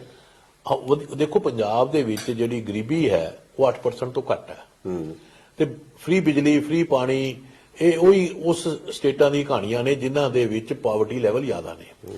ਪੰਜਾਬ 'ਚ ਜਿਹੜਾ ਗਰੀਬ ਹੈ ਉਹਨੂੰ ਅਸੀਂ ਚੰਗੀ ਸਿੱਖਿਆ ਦਈਏ, ਉਹਦੀ ਕਪੈਸਿਟੀ ਵਧਾਈਏ, ਸਕਿੱਲ ਦਈਏ, ਅੱਗੇ ਨੌਕਰੀ ਦੇ ਕਾਬਲ ਕਰੀਏ। ਪੰਜਾਬ ਦੇ ਵਿੱਚ ਇਹ ਸੋਚ ਦੀ ਲੋੜ ਹੈ ਤੇ ਮੈਂ ਸਮਝਦਾ ਵੀ ਜਿਹੜਾ ਡੋਲਸ ਹੈ। ਅੱਛਾ, ਇਹਦੇ ਨਾਲ ਹੋਰ ਸੁਣੋ, ਦੇਖੋ ਹੋਰ ਇੰਟਰਸਟਿੰਗ ਗੱਲ, ਡੋਲ ਤੇ ਡੇਰਾਸ ਤੇ ਡਰੱਗਸ, ਇਹ ਤਿੰਨ ਜਿਹੜੇ ਨੇ, ਡੋਲ ਦੀ ਤਾਂ ਆਪਾਂ ਗੱਲ ਕਰ ਲਈ, ਹੁਣ ਆ ਗਈ ਗੱਲ ਡਰੱਗਸ ਦੀ, ਡੇਰੇ ਦੀ। ਵੀ ਜੇ ਅਸੀਂ ਪਰਫਾਰਮੈਂਸ ਸਾਡੀ ਮਾੜੀ ਹੈ, ਐਂਟੀ ਇਨਕੰਬੈਂਸੀ ਜ਼ਿਆਦਾ ਹੈ, ਲੋਕ ਸਾਡੇ ਨਾਲ ਨਹੀਂ ਜੁੜਦੇ ਤੇ ਅਸੀਂ ਡੇਰਿਆਂ ਨੂੰ ਕਹਿਣਾ ਵੀ ਤੁਹਾਡੇ ਨਾਲ ਲੋਕ ਜੁੜੇ ਹੋਏ ਨੇ ਕਿਉਂਕਿ ਤੁਸੀਂ ਕਈ ਪਰਿਵਾਰਾਂ ਨੂੰ ਸ਼ਰਾਬ ਪੀਣੋਂ ਹਟਾਤਾ, ਕਈ ਪਰਿਵਾਰਾਂ ਨੂੰ ਤੁਸੀਂ ਚੰਗੇ ਕੰਮ ਲਾ ਲਿਆ ਤੇ ਹੁਣ ਤੁਹਾਡੀ ਗੁੱਡਵਿਲ ਹੈਗੀ ਹੈ ਤੇ ਉਹ ਟ੍ਰਾਂਸਫਰ ਸਾਨੂੰ ਕਰ ਦਿਓ। ਅਸੀਂ ਪਰਫਾਰਮੈਂਸ ਨਹੀਂ ਦੇਣੀ ਚੰਗੀ, ਪਰਫਾਰਮੈਂਸ ਜੋ ਤੁਸੀਂ ਕਰਨਾ ਉਹਦੀ ਸਾਨੂੰ ਟ੍ਰਾਂਸਫਰ ਕਰ ਦਿਓ। ਤੇ ਉਹ ਡੇਰਾ ਜਿਹੜਾ ਹੈ ਵੋਟਸ ਨੂੰ ਟ੍ਰੇਡ ਕਰਨ ਲੱਗ ਜਾਂਦਾ, ਇਟਸ ਟ੍ਰੇਡਿੰਗ, ਤੇ ਉਸ ਫੇਥ ਦਾ ਫਾਇਦਾ ਉਠਾ ਕੇ ਲੋਕਾਂ ਨੂੰ ਕਹਿੰਦੇ ਵੀ ਉਹਨਾਂ ਨੂੰ ਵੋਟ ਦੇ ਦਿਓ। ਇਹ ਇੱਕ ਆਸਾਨ ਰਸਤਾ ਲੱਭ ਲਿਆ ਗਿਆ ਨਾਨ ਪਰਫਾਰਮੈਂਸ ਦਾ ਕਿ ਜੇ ਮੇਰੀ ਪਰਫਾਰਮੈਂਸ ਚੰਗੀ ਹੋਏਗੀ ਮੈਨੂੰ ਕਿਸੇ ਦੀ ਲੋੜ ਨਹੀਂ, ਪਰ ਅਸੀਂ ਇਹ ਡੇਰਿਆਂ ਦਾ। ਤੇ ਉਹਦੇ ਨਾਲ ਕੀ ਹੁੰਦਾ ਹੈ ਕਿ ਜਿਹੜਾ ਡੇਰਿਆਂ ਦਾ ਇੱਕ ਆਪਣਾ ਜਿਹੜਾ ਰੋਲ ਹੈ ਸਮਾਜ 'ਚ, ਉਹਦੇ ਤੇ ਵੀ ਕਿਤੇ ਨਾ ਕਿਤੇ ਕਿੰਤੂ ਪ੍ਰੰਤੂ ਹੋ ਜਾਂਦਾ ਹੈ। ਉਹਨਾਂ ਦਾ ਆਪਣਾ ਇੱਕ ਰੋਲ ਹੈ, ਉਹਨੂੰ ਪਰਫਾਰਮ ਕਰਨ, ਸਾਨੂੰ ਕੋਈ ਇਤਰਾਜ਼ ਨਹੀਂ। ਤੇ ਹੁਣ ਆ ਗਿਆ ਡਰੱਗਸ ਦਾ ਮੁੱਦਾ। ਡਰੱਗਸ ਨੂੰ ਘੱਟ ਕਰਨ ਦੀ ਬਜਾਏ ਇੱਕ ਦੂਜੇ ਨੂੰ ਬਲੇਮ ਗੇਮ ਕਰਕੇ ਵੀ ਤੁਸੀਂ ਮੈਨੀਫੈਸਟੋ ਜੇ ਪਾ ਰਹੇ ਵੀ ਅਸੀਂ ਬੰਦੇ ਅੰਦਰ ਕਰਨੇ ਆ, ਤੇ ਉਹਦੇ ਨਾਲ ਤੁਸੀਂ ਇਹ ਨਹੀਂ ਕਹਿੰਦੇ ਵੀ ਅਸੀਂ ਇਨਸਾਫ ਦੇਣਾ। ਹੁਣ ਜਸਟਿਸ ਦੇਣਾ ਤਾਂ ਉਹਦਾ ਇੱਕ ਸਿਸਟਮ ਹੈ, ਉਹਦਾ ਇੱਕ ਪ੍ਰੋਸੈਸ ਹੈ, ਉਹ 'ਚ ਜਸਟਿਸ ਦਿਓ। ਤੁਸੀਂ ਇਹ ਨਹੀਂ ਕਹਿ ਸਕਦੇ ਕਿ ਮੈਂ ਵਾਅਦਾ ਕੀਤਾ ਸੀਗਾ ਬੰਦੇ ਨੂੰ ਜੇਲ੍ਹ ਨੂੰ ਕਰਨ ਨੂੰ, ਮੈਂ ਕਰਤਾ ਤੇ ਡਰੱਗ ਉੱਥੇ ਦੀ ਉੱਥੇ ਹੈ, ਬੰਦਾ ਜੇਲ੍ਹ 'ਚ ਕਰਤਾ ਹੈ। ਹੁਣ ਅਸੀਂ ਡਰੱਗ ਦਾ ਪ੍ਰੋਬਲਮ ਨੂੰ ਸੋਲਵ ਕਰਨਾ, ਨਾ ਕਿ ਡਰੱਗ ਦੇ ਨਾਂ ਤੇ ਆਪਣੀ ਰਾਜਨੀਤਿਕ ਸਕੋਰ ਸੈਟਲ ਕਰਨੇ ਨੇ। ਅਸੀਂ ਇਹਨੂੰ ਪੋਲੀਟੀਕਲ ਬਲੇਮ ਗੇਮ ਜਿਹੜੀ ਹੈ, ਇਹ 'ਚ ਲੋਕੀ ਵੀ ਸ਼ਾਇਦ ਇਹ ਗੱਲ ਨੂੰ ਦੇਖ ਕੇ ਤੰਗ ਆ ਰਹੇ, ਉਹਨਾਂ ਨੂੰ ਸਮਝ ਆ ਰਹੀ ਹੈ ਕਿ ਇਹ ਪੋਲੀਟੀਕਲ ਬਲੇਮ ਗੇਮ ਦੇ ਵਿੱਚ ਰੀਅਲ ਇਸ਼ੂ ਤਾਂ ਉੱਥੇ ਹੀ ਨੇ। ਡਰੱਗ ਵੀ ਉੱਥੇ ਹੀ ਹੈ, ਗਰੀਬੀ ਵੀ ਉੱਥੇ ਹੀ ਹੈ, ਇਨਇਕੁਐਲਿਟੀ ਵੀ ਉੱਥੇ ਹੈ, ਨੌਕਰੀਆਂ ਵੀ ਲੋਕਾਂ ਨੂੰ ਨਹੀਂ ਮਿਲਦੀਆਂ, ਸਭ ਕੁਝ ਉੱਥੇ ਹੈ। ਪਰ ਇਹ ਸਾਰੇ ਆਪਸ 'ਚ ਲੜ ਕੇ ਸਾਡਾ ਕਰ ਰਹੇ, ਇਹ ਮੈਂ ਲੋਕਾਂ ਅੱਗੇ ਚੈਲੰਜ ਹੈ ਇਸ ਚੀਜ਼ ਦਾ। ਔਰ ਲੋਕੀ ਸ਼ਾਇਦ ਇਸ ਚੈਲੰਜ ਨੂੰ ਸਮਝ ਰਹੇ ਨੇ ਤੇ ਸ਼ਾਇਦ ਸਮਝ ਵੀ ਜਾਣਗੇ, ਜੇ ਨਹੀਂ ਸਮਝੇ ਤੇ ਸ਼ਾਇਦ ਇਲੈਕਸ਼ਨ ਤੋਂ ਬਾਅਦ ਸਮਝ ਜਾਣਗੇ। ਤੇ ਕਿਸੇ ਵੀ ਪੱਧਰ ਤੇ ਮੈਨੂੰ ਲੱਗਦਾ ਵੀ ਇਹ ਇਲੈਕਸ਼ਨ ਜਿਹੜਾ ਹੈਗਾ ਇਹੋ ਜਿਹੇ ਵੱਡੇ ਚੈਲੰਜ ਲੈ ਕੇ ਆਇਆ ਡੈਮੋਕ੍ਰੇਸੀ ਲਈ ਔਰ ਪੰਜਾਬ ਲਈ, ਔਰ ਪੰਜਾਬ ਦੇ ਲੋਕਾਂ ਨੂੰ ਇਸ ਵੇਲੇ ਸੋਚਣਾ ਪੈਣਾ ਵੀ ਕੀ ਕਰਨਾ। ਤੇ ਪਰ ਇਹ ਜਿਹੜਾ ਹੁਣ ਮਤਲਬ ਇੱਕ ਤਾਂ ਹੋ ਗਈ ਇਸ ਵੇਲੇ ਇਲੈਕਸ਼ਨ ਲੜੀ ਜਾ ਰਹੀ ਹੈ, ਸਾਹਮਣੇ ਜੋ ਕੁਝ ਦਿਸਦਾ ਪ੍ਰਚਾਰ ਹੋ ਰਿਹਾ, ਪਰ ਇੱਕ ਹੁੰਦਾ ਹੈ ਕਿ ਪਾਰਟੀਆਂ ਦੀ ਨਜ਼ਰ ਹੁੰਦੀ ਹੈ ਵੀ ਆਊਟਕਮ ਤੇ, ਆਊਟਕਮ ਕੀ ਨਿਕਲਣੇ ਤੋਂ ਬਾਅਦ ਕੀ ਹੋਣਾ। ਤੇ ਕਈ ਵਾਰ ਇਹ ਹੁੰਦਾ ਹੈ ਕਿ ਜਿਹੜੀਆਂ ਮਤਲਬ ਹਫਤਾ ਪਹਿਲਾਂ ਹਫਤਾ ਪਹਿਲਾਂ ਹੋਰ ਤਰ੍ਹਾਂ ਮਾਹੌਲ ਹੁੰਦਾ ਹੈ ਤੇ ਜਦੋਂ ਵੋਟਾਂ ਭੁਗਤਾਉਣੀਆਂ ਹੁੰਦੀਆਂ ਨੇ ਜੋੜ ਤੋੜ, ਫਿਰ ਜਿਹੜੀ ਅਸਲ ਜਿਹੜੀ ਚੋਣ ਹੈ ਅਰਿਥਮੈਟਿਕ ਜਦੋਂ ਬਣਦਾ ਹੈ ਵੀ ਕਿਹੜੀ ਸੀਟ ਤੇ ਕੌਣ, ਕਿਹੜੀ ਸੀਟ ਤੇ ਕੌਣ, ਕਿਹੜੀ ਪਹਿਲ ਕੀ, ਤੁਹਾਨੂੰ ਐਵੇਂ ਲੱਗਦਾ ਵੀ ਕੋਈ ਜਿਹੜੇ ਪੋਸਟਪੋਲ ਅਲਾਇੰਸ ਨੂੰ ਧਿਆਨ 'ਚ ਰੱਖ ਕੇ ਵੀ ਜੋੜ ਤੋੜ ਹੁੰਦੇ ਨੇ। ਜੇ ਆਪਾਂ ਇਹ ਮੰਨੀਏ ਜੋ ਚਰਚਾ ਇਹ ਹੈ, ਜੋ ਇਹਦੇ ਵਿੱਚ ਤੁਸੀਂ ਵੀ ਕਿਹਾ ਵੀ ਕੰਟੈਸਟ ਹੈ ਕਲੀਅਰ ਨਹੀਂ ਹੈ, ਵੀ ਜੇ ਅੰਗ ਅਸੈਂਬਲੀ ਵਾਲਾ ਸੀਨ ਸਾਹਮਣੇ ਆਉਂਦਾ ਜੇ ਤਾਂ ਫਿਰ ਉਹਦੇ 'ਚ ਫਿਰ ਤਾਂ ਇਹਦਾ ਮਤਲਬ ਬਾਅਦ 'ਚ ਨਜ਼ਰ ਹੋਏਗੀ ਸਭ ਦੀ। ਹਾਂ ਨਹੀਂ ਬਿਲਕੁਲ, ਦੇਖੋ ਇਸ ਇਲੈਕਸ਼ਨ 'ਚ ਨਾ ਇਹ ਜਿਹੜੇ ਅਲਾਇੰਸ ਦੇ ਕੰਟੈਕਟ ਦੋ ਗੱਲਾਂ ਮੈਂ ਕਹਿ ਦੇਣਾ ਚਾਹੁੰਦਾ। ਪਹਿਲੀ ਗੱਲ ਤਾਂ ਇਸ ਵਾਰ ਜਿਹੜੀ ਅਲਾਇੰਸ ਹੋਈਆਂ ਉਹ ਬਿਲਕੁਲ ਨਵੀਆਂ ਅਲਾਇੰਸਿਸ ਹੈ। ਹਾਂ, ਅਕਾਲੀ ਬੀਐਸਪੀ ਵੀ ਨਵੇਂ ਹੈ, ਅਕਾਲੀ ਬੀਐਸਪੀ ਨਵੇਂ ਹੈ 1996 ਤੋਂ ਬਾਅਦ। ਹਾਂ, ਇਹ ਹੁਣ ਪਹਿਲੀ ਵਾਰ ਦੁਬਾਰਾ ਮਤਲਬ ਹੋਇਆ ਹੈ। ਔਰ ਬੀਜੇਪੀ ਵੀ ਨਵੀਂ ਇੱਕ ਅਲਾਇੰਸ 'ਚ ਗਈ ਹੈ, ਬਿਲਕੁਲ ਨਵਾਂ ਉਹਨਾਂ ਦਾ ਔਰ ਪੈਨ ਪੰਜਾਬ ਪਹਿਲੀ ਵਾਰੀ ਉਹ ਪਹਿਲੀ ਵਾਰ ਇਲੈਕਸ਼ਨ ਲੜ ਰਹੇ ਨੇ। ਔਰ ਇਹਦੇ ਨਾਲ ਨਾਲ ਜਿਹੜੀ ਪੰਜਾਬ ਦੀ ਜਿਹੜੀ ਆਰਕੀਟੈਕਚਰ ਹੈ ਇਲੈਕਸ਼ਨ ਦੀ, ਉਹਦੇ ਵਿੱਚ ਹੋਰ ਵੀ ਕਈ ਨਵੇਂ ਫੈਕਟਰ, ਜਿੱਦਾਂ ਕਿ ਵੀ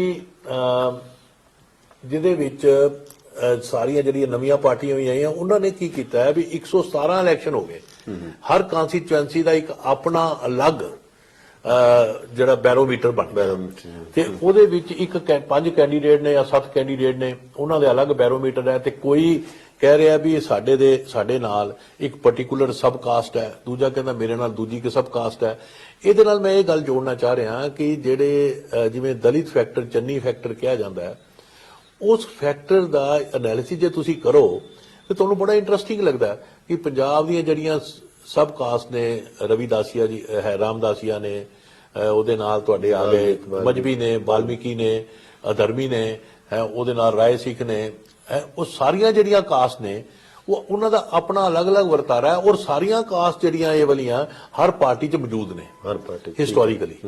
ਜੇ ਹੁਣ ਇੱਕ ਪਾਰਟੀ ਇਹਨੂੰ ਆਪਣੀ ਮੋਨੋਪੋਲੀ ਬਣਾਉਣ ਦੀ ਕੋਸ਼ਿਸ਼ ਕਰ ਰਹੀ ਹੈ ਤੇ ਨਾਕਾਮਯਾਬੀ ਪੱਕੀ ਹੈ ਉਹਦੇ 'ਚ, ਕਿਉਂਕਿ ਇਹ ਜਿਹੜਾ ਇੰਨੇ ਤਰ੍ਹਾਂ ਤੋਂ ਇਹ ਵਰਤਾਰਾ ਇੰਨੇ ਸਾਲਾਂ ਤੋਂ ਇਹ ਚੱਲਿਆ ਹੋਇਆ ਹੈ। ਹਰ ਗਰੁੱਪ ਦਾ ਆਪਣਾ ਇੱਕ ਕਿਸੇ ਵੀ ਪਾਰਟੀ 'ਚ ਇੱਕ ਆਪਣਾ ਮੁਕਾਮ ਹੈਗਾ। ਸੋ ਉਹਦੇ ਵਿੱਚ ਜਦੋਂ ਫਿਰ ਡੇਰੇ ਵਿੱਚ ਫਸਦੇ ਨੇ ਵੀ ਇੱਕ ਜਿਹੜੀ ਸਬ ਕਾਸਟ ਹੈ ਇੱਕ ਡੇਰੇ ਨਾਲ ਜੁੜੀ ਹੈ, ਦੂਜੀ ਦੂਜੇ ਨਾਲ ਜੁੜੀ ਹੈ, ਡੇਰਾ ਬੱਲਾ ਹੋ ਗਿਆ, ਉਸ ਤੋਂ ਬਾਅਦ ਤੁਹਾਡੇ ਡੇਰਾ ਸੱਚਾ ਸੌਦਾ ਹੋ ਗਿਆ, ਹੋਰ ਵਿਆਸ ਹੋ ਗਿਆ, ਹੋਰ ਸਾਰੇ ਡੇਰੇ ਜਿਹੜੇ ਆਪਣੀ ਉਹ ਹੈਗੀ ਹਾਂ। ਉਹਦੇ ਨਾਲ ਮੈਂ ਇਸ ਲੈਵਲ ਤੇ ਹੁਣ ਮੈਂ ਜੇ ਕਹਿਦਾ ਵੀ ਪੋਜ਼ਿਟਿਵ ਗੱਲ ਵੀ ਹੈ ਕਿ ਵੀ ਡੇਰੇ ਕਿਸੇ ਵੀ ਐਕਸਕਲੂਸਿਵ ਜਮਾਤ ਨੂੰ ਕਾਸਟ ਨੂੰ ਇੱਕ ਡੋਮੀਨੈਂਟ ਫੈਕਟਰ ਨਹੀਂ ਬਣਨ ਦਿੰਦੇ। ਚਲੋ ਇਹ ਵੀ ਚੰਗੀ ਗੱਲ ਹੈ, ਜੇ ਸਿੱਖ ਧਰਮ ਨੇ ਕਮਜ਼ੋਰ ਕੀਤਾ ਡਿਫਰੈਂਟ ਕਾਸਟ ਨੂੰ, ਇਹ ਡੇਰੇ ਦਾ ਵੀ ਇੱਕ ਰੋਲ ਹੋ ਸਕਦਾ। ਪਰ ਮੈਨੂੰ ਬੇਸਿਕਲੀ ਗੱਲ ਇਹ ਲੱਗ ਰਹੀ ਹੈ ਕਿ ਜਿਹੜੀ ਇਹ ਰਾਜਨੀਤੀ ਹੈ ਜਿਹਦੇ ਚ ਐਕਸਕਲੂਸਿਵ ਕੈਟੇਗਰੀ ਜਿਹੜੀਆਂ ਨੇ ਹੁਣ ਫੰਕਸ਼ਨਲ ਨਹੀਂ ਹੋ ਰਹੀਆਂ ਔਰ 117 ਇਲੈਕਸ਼ਨ ਨੇ, ਆਈਡੀਓਲੋਜੀ ਦੀ ਮਿਸਿੰਗ ਹੈ। ਉਹਦੇ ਵਿੱਚ ਮੈਨੂੰ ਲੱਗਦਾ ਜਿਹੜਾ ਤੁਸੀਂ ਗੱਲ ਪੁੱਛੀ ਹੈ ਕਿ ਵੀ ਪੋਸਟ ਇਲੈਕਸ਼ਨ ਅਲਾਈਅੰਸ, ਉਹਦੇ ਬਾਰੇ ਸੋਚਣਾ ਸ਼ਾਇਦ ਸਾਨੂੰ ਬਹੁਤੀ ਸੋਚਣ ਦੀ ਉਹਦੀ ਲੋੜ ਨਹੀਂ ਕਿ ਜਦੋਂ ਇਲੈਕਸ਼ਨ ਦਾ ਮੰਡੀਕਰਨ ਹੋ ਜਾਂਦਾ ਹੈ, ਜਦੋਂ ਪਾਰਟੀਆਂ ਧਰਮਸ਼ਾਲਾ ਬਣ ਜਾਂਦੀਆਂ ਨੇ, ਦਰਵਾਜ਼ੇ ਵੀ ਨਹੀਂ ਹੁੰਦੇ ਤੇ ਉਹ ਦਰਵਾਜ਼ੇ ਇਲੈਕਸ਼ਨ ਇੱਧਰ ਨਿਕਲ ਜਾਓ, ਉਹ ਦਰਵਾਜ਼ੇ ਇਲੈਕਸ਼ਨ ਤੋਂ ਬਾਅਦ ਵੀ ਉਹੀ ਰਹਿਣੇ ਆ, ਉਹੀ ਧਰਮਸ਼ਾਲਾ ਰਹਿਣੀ ਹੈ। ਮਤਲਬ ਉਦੋਂ ਵੀ ਜਿੱਧਰ ਮਰਜ਼ੀ ਕੋਈ ਜਾ ਸਕਦਾ। ਪਰ ਚੰਡੀਗੜ੍ਹ ਆਪਾਂ ਦੇਖਿਆ ਵੀ ਜਿਹੜੀ ਐਮਸੀ ਦੀ ਚੋਣ ਹੋਈ ਸੀ, ਜਿੱਤੇ ਬਹੁਤੇ ਜਿੱਤੇ ਆਪ ਦੇ ਤੇ ਬਣ ਗਿਆ ਮੇਅਰ ਬੀਜੇਪੀ ਦਾ। ਔਰ ਤੁਸੀਂ ਅਸੀਂ ਮਹਾਰਾਸ਼ਟਰ 'ਚ ਵੀ ਦੇਖਿਆ ਵੀ ਹੁਣ ਕੋਈ ਕਿਸੇ ਨਾਲ ਵੀ ਮਿਲ ਸਕਦਾ। ਤੇ ਮੈਨੂੰ ਲੱਗਦਾ ਬੱਲੀ ਜੀ ਆਪਾਂ ਇਸ ਤੇ ਟਾਈਮ ਨਾ ਖਰਾਬ ਕਰੀਏ, ਕਿਉਂਕਿ ਇਹ ਜਿਹੜਾ ਮੰਡੀਕਰਨ ਦਾ ਕੰਮ ਹੈ ਨਾ ਸਾਡੇ ਵੱਸ ਦਾ ਨਹੀਂ ਹੈ।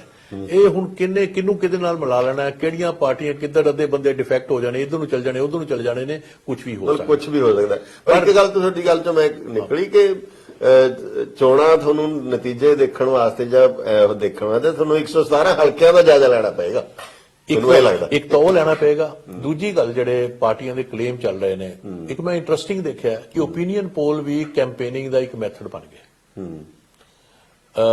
ਆਪੇ ਹੀ ਮੈਨੇਜ ਕਰੋ ਓਪੀਨੀਅਨ ਪੋਲ, ਆਪੇ ਹੀ ਉਹਨੂੰ ਬ੍ਰਾਡਕਾਸਟ ਕਰੋ, ਆਪੇ ਹੀ ਲੋਕਾਂ ਤੱਕ ਉਹਨੂੰ ਪਹੁੰਚਾਓ, ਆਪੇ ਹੀ ਸਾਰਾ ਕੰਮ ਇਹ ਕਰੋ। ਸੋ ਤੁਸੀਂ ਓਪੀਨੀਅਨ ਪੋਲ ਨੂੰ ਵੀ ਕੈਂਪੇਨਰ ਦਾ ਟੂਲ ਮੰਨ ਲਿਆ। ਔਰ ਲੋਕ ਵੀ ਸ਼ਾਇਦ ਵਾਈਜ਼ ਨੇ, ਪਰ ਥੋੜੀ ਦੇਰ ਲਈ ਸੋਚਦੇ ਨੇ, ਪਰ ਇਹ ਇੱਕ ਨਵੀਂ ਜਿਹੜੀ ਟ੍ਰੈਂਡ ਇੱਕ ਵਾਰੀ ਦਾ ਅਸਰ ਪੈ ਜਾਂਦਾ ਇੱਕ ਵਾਰ।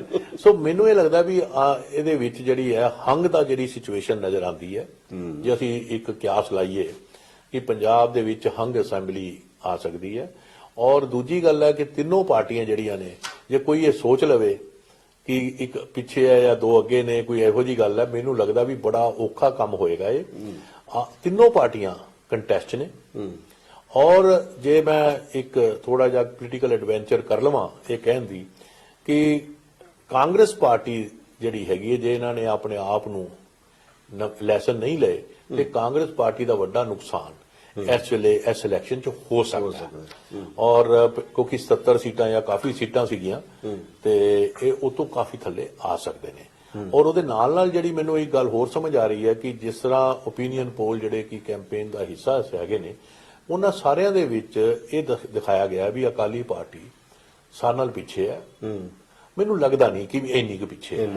ਹਾਂ, ਉਹ ਕੰਟੈਸਟ ਹੈਗੇ ਨੇ, ਬਿਲਕੁਲ ਉਹਨਾਂ ਦਾ ਇੱਕ ਆਪਣਾ ਮੁਕਾਮ ਹੈ। ਉਹਦੇ ਬਾਰੇ ਇਹ ਸੋਚਣਾ ਸ਼ਾਇਦ ਗਲਤ ਹੋਏਗਾ।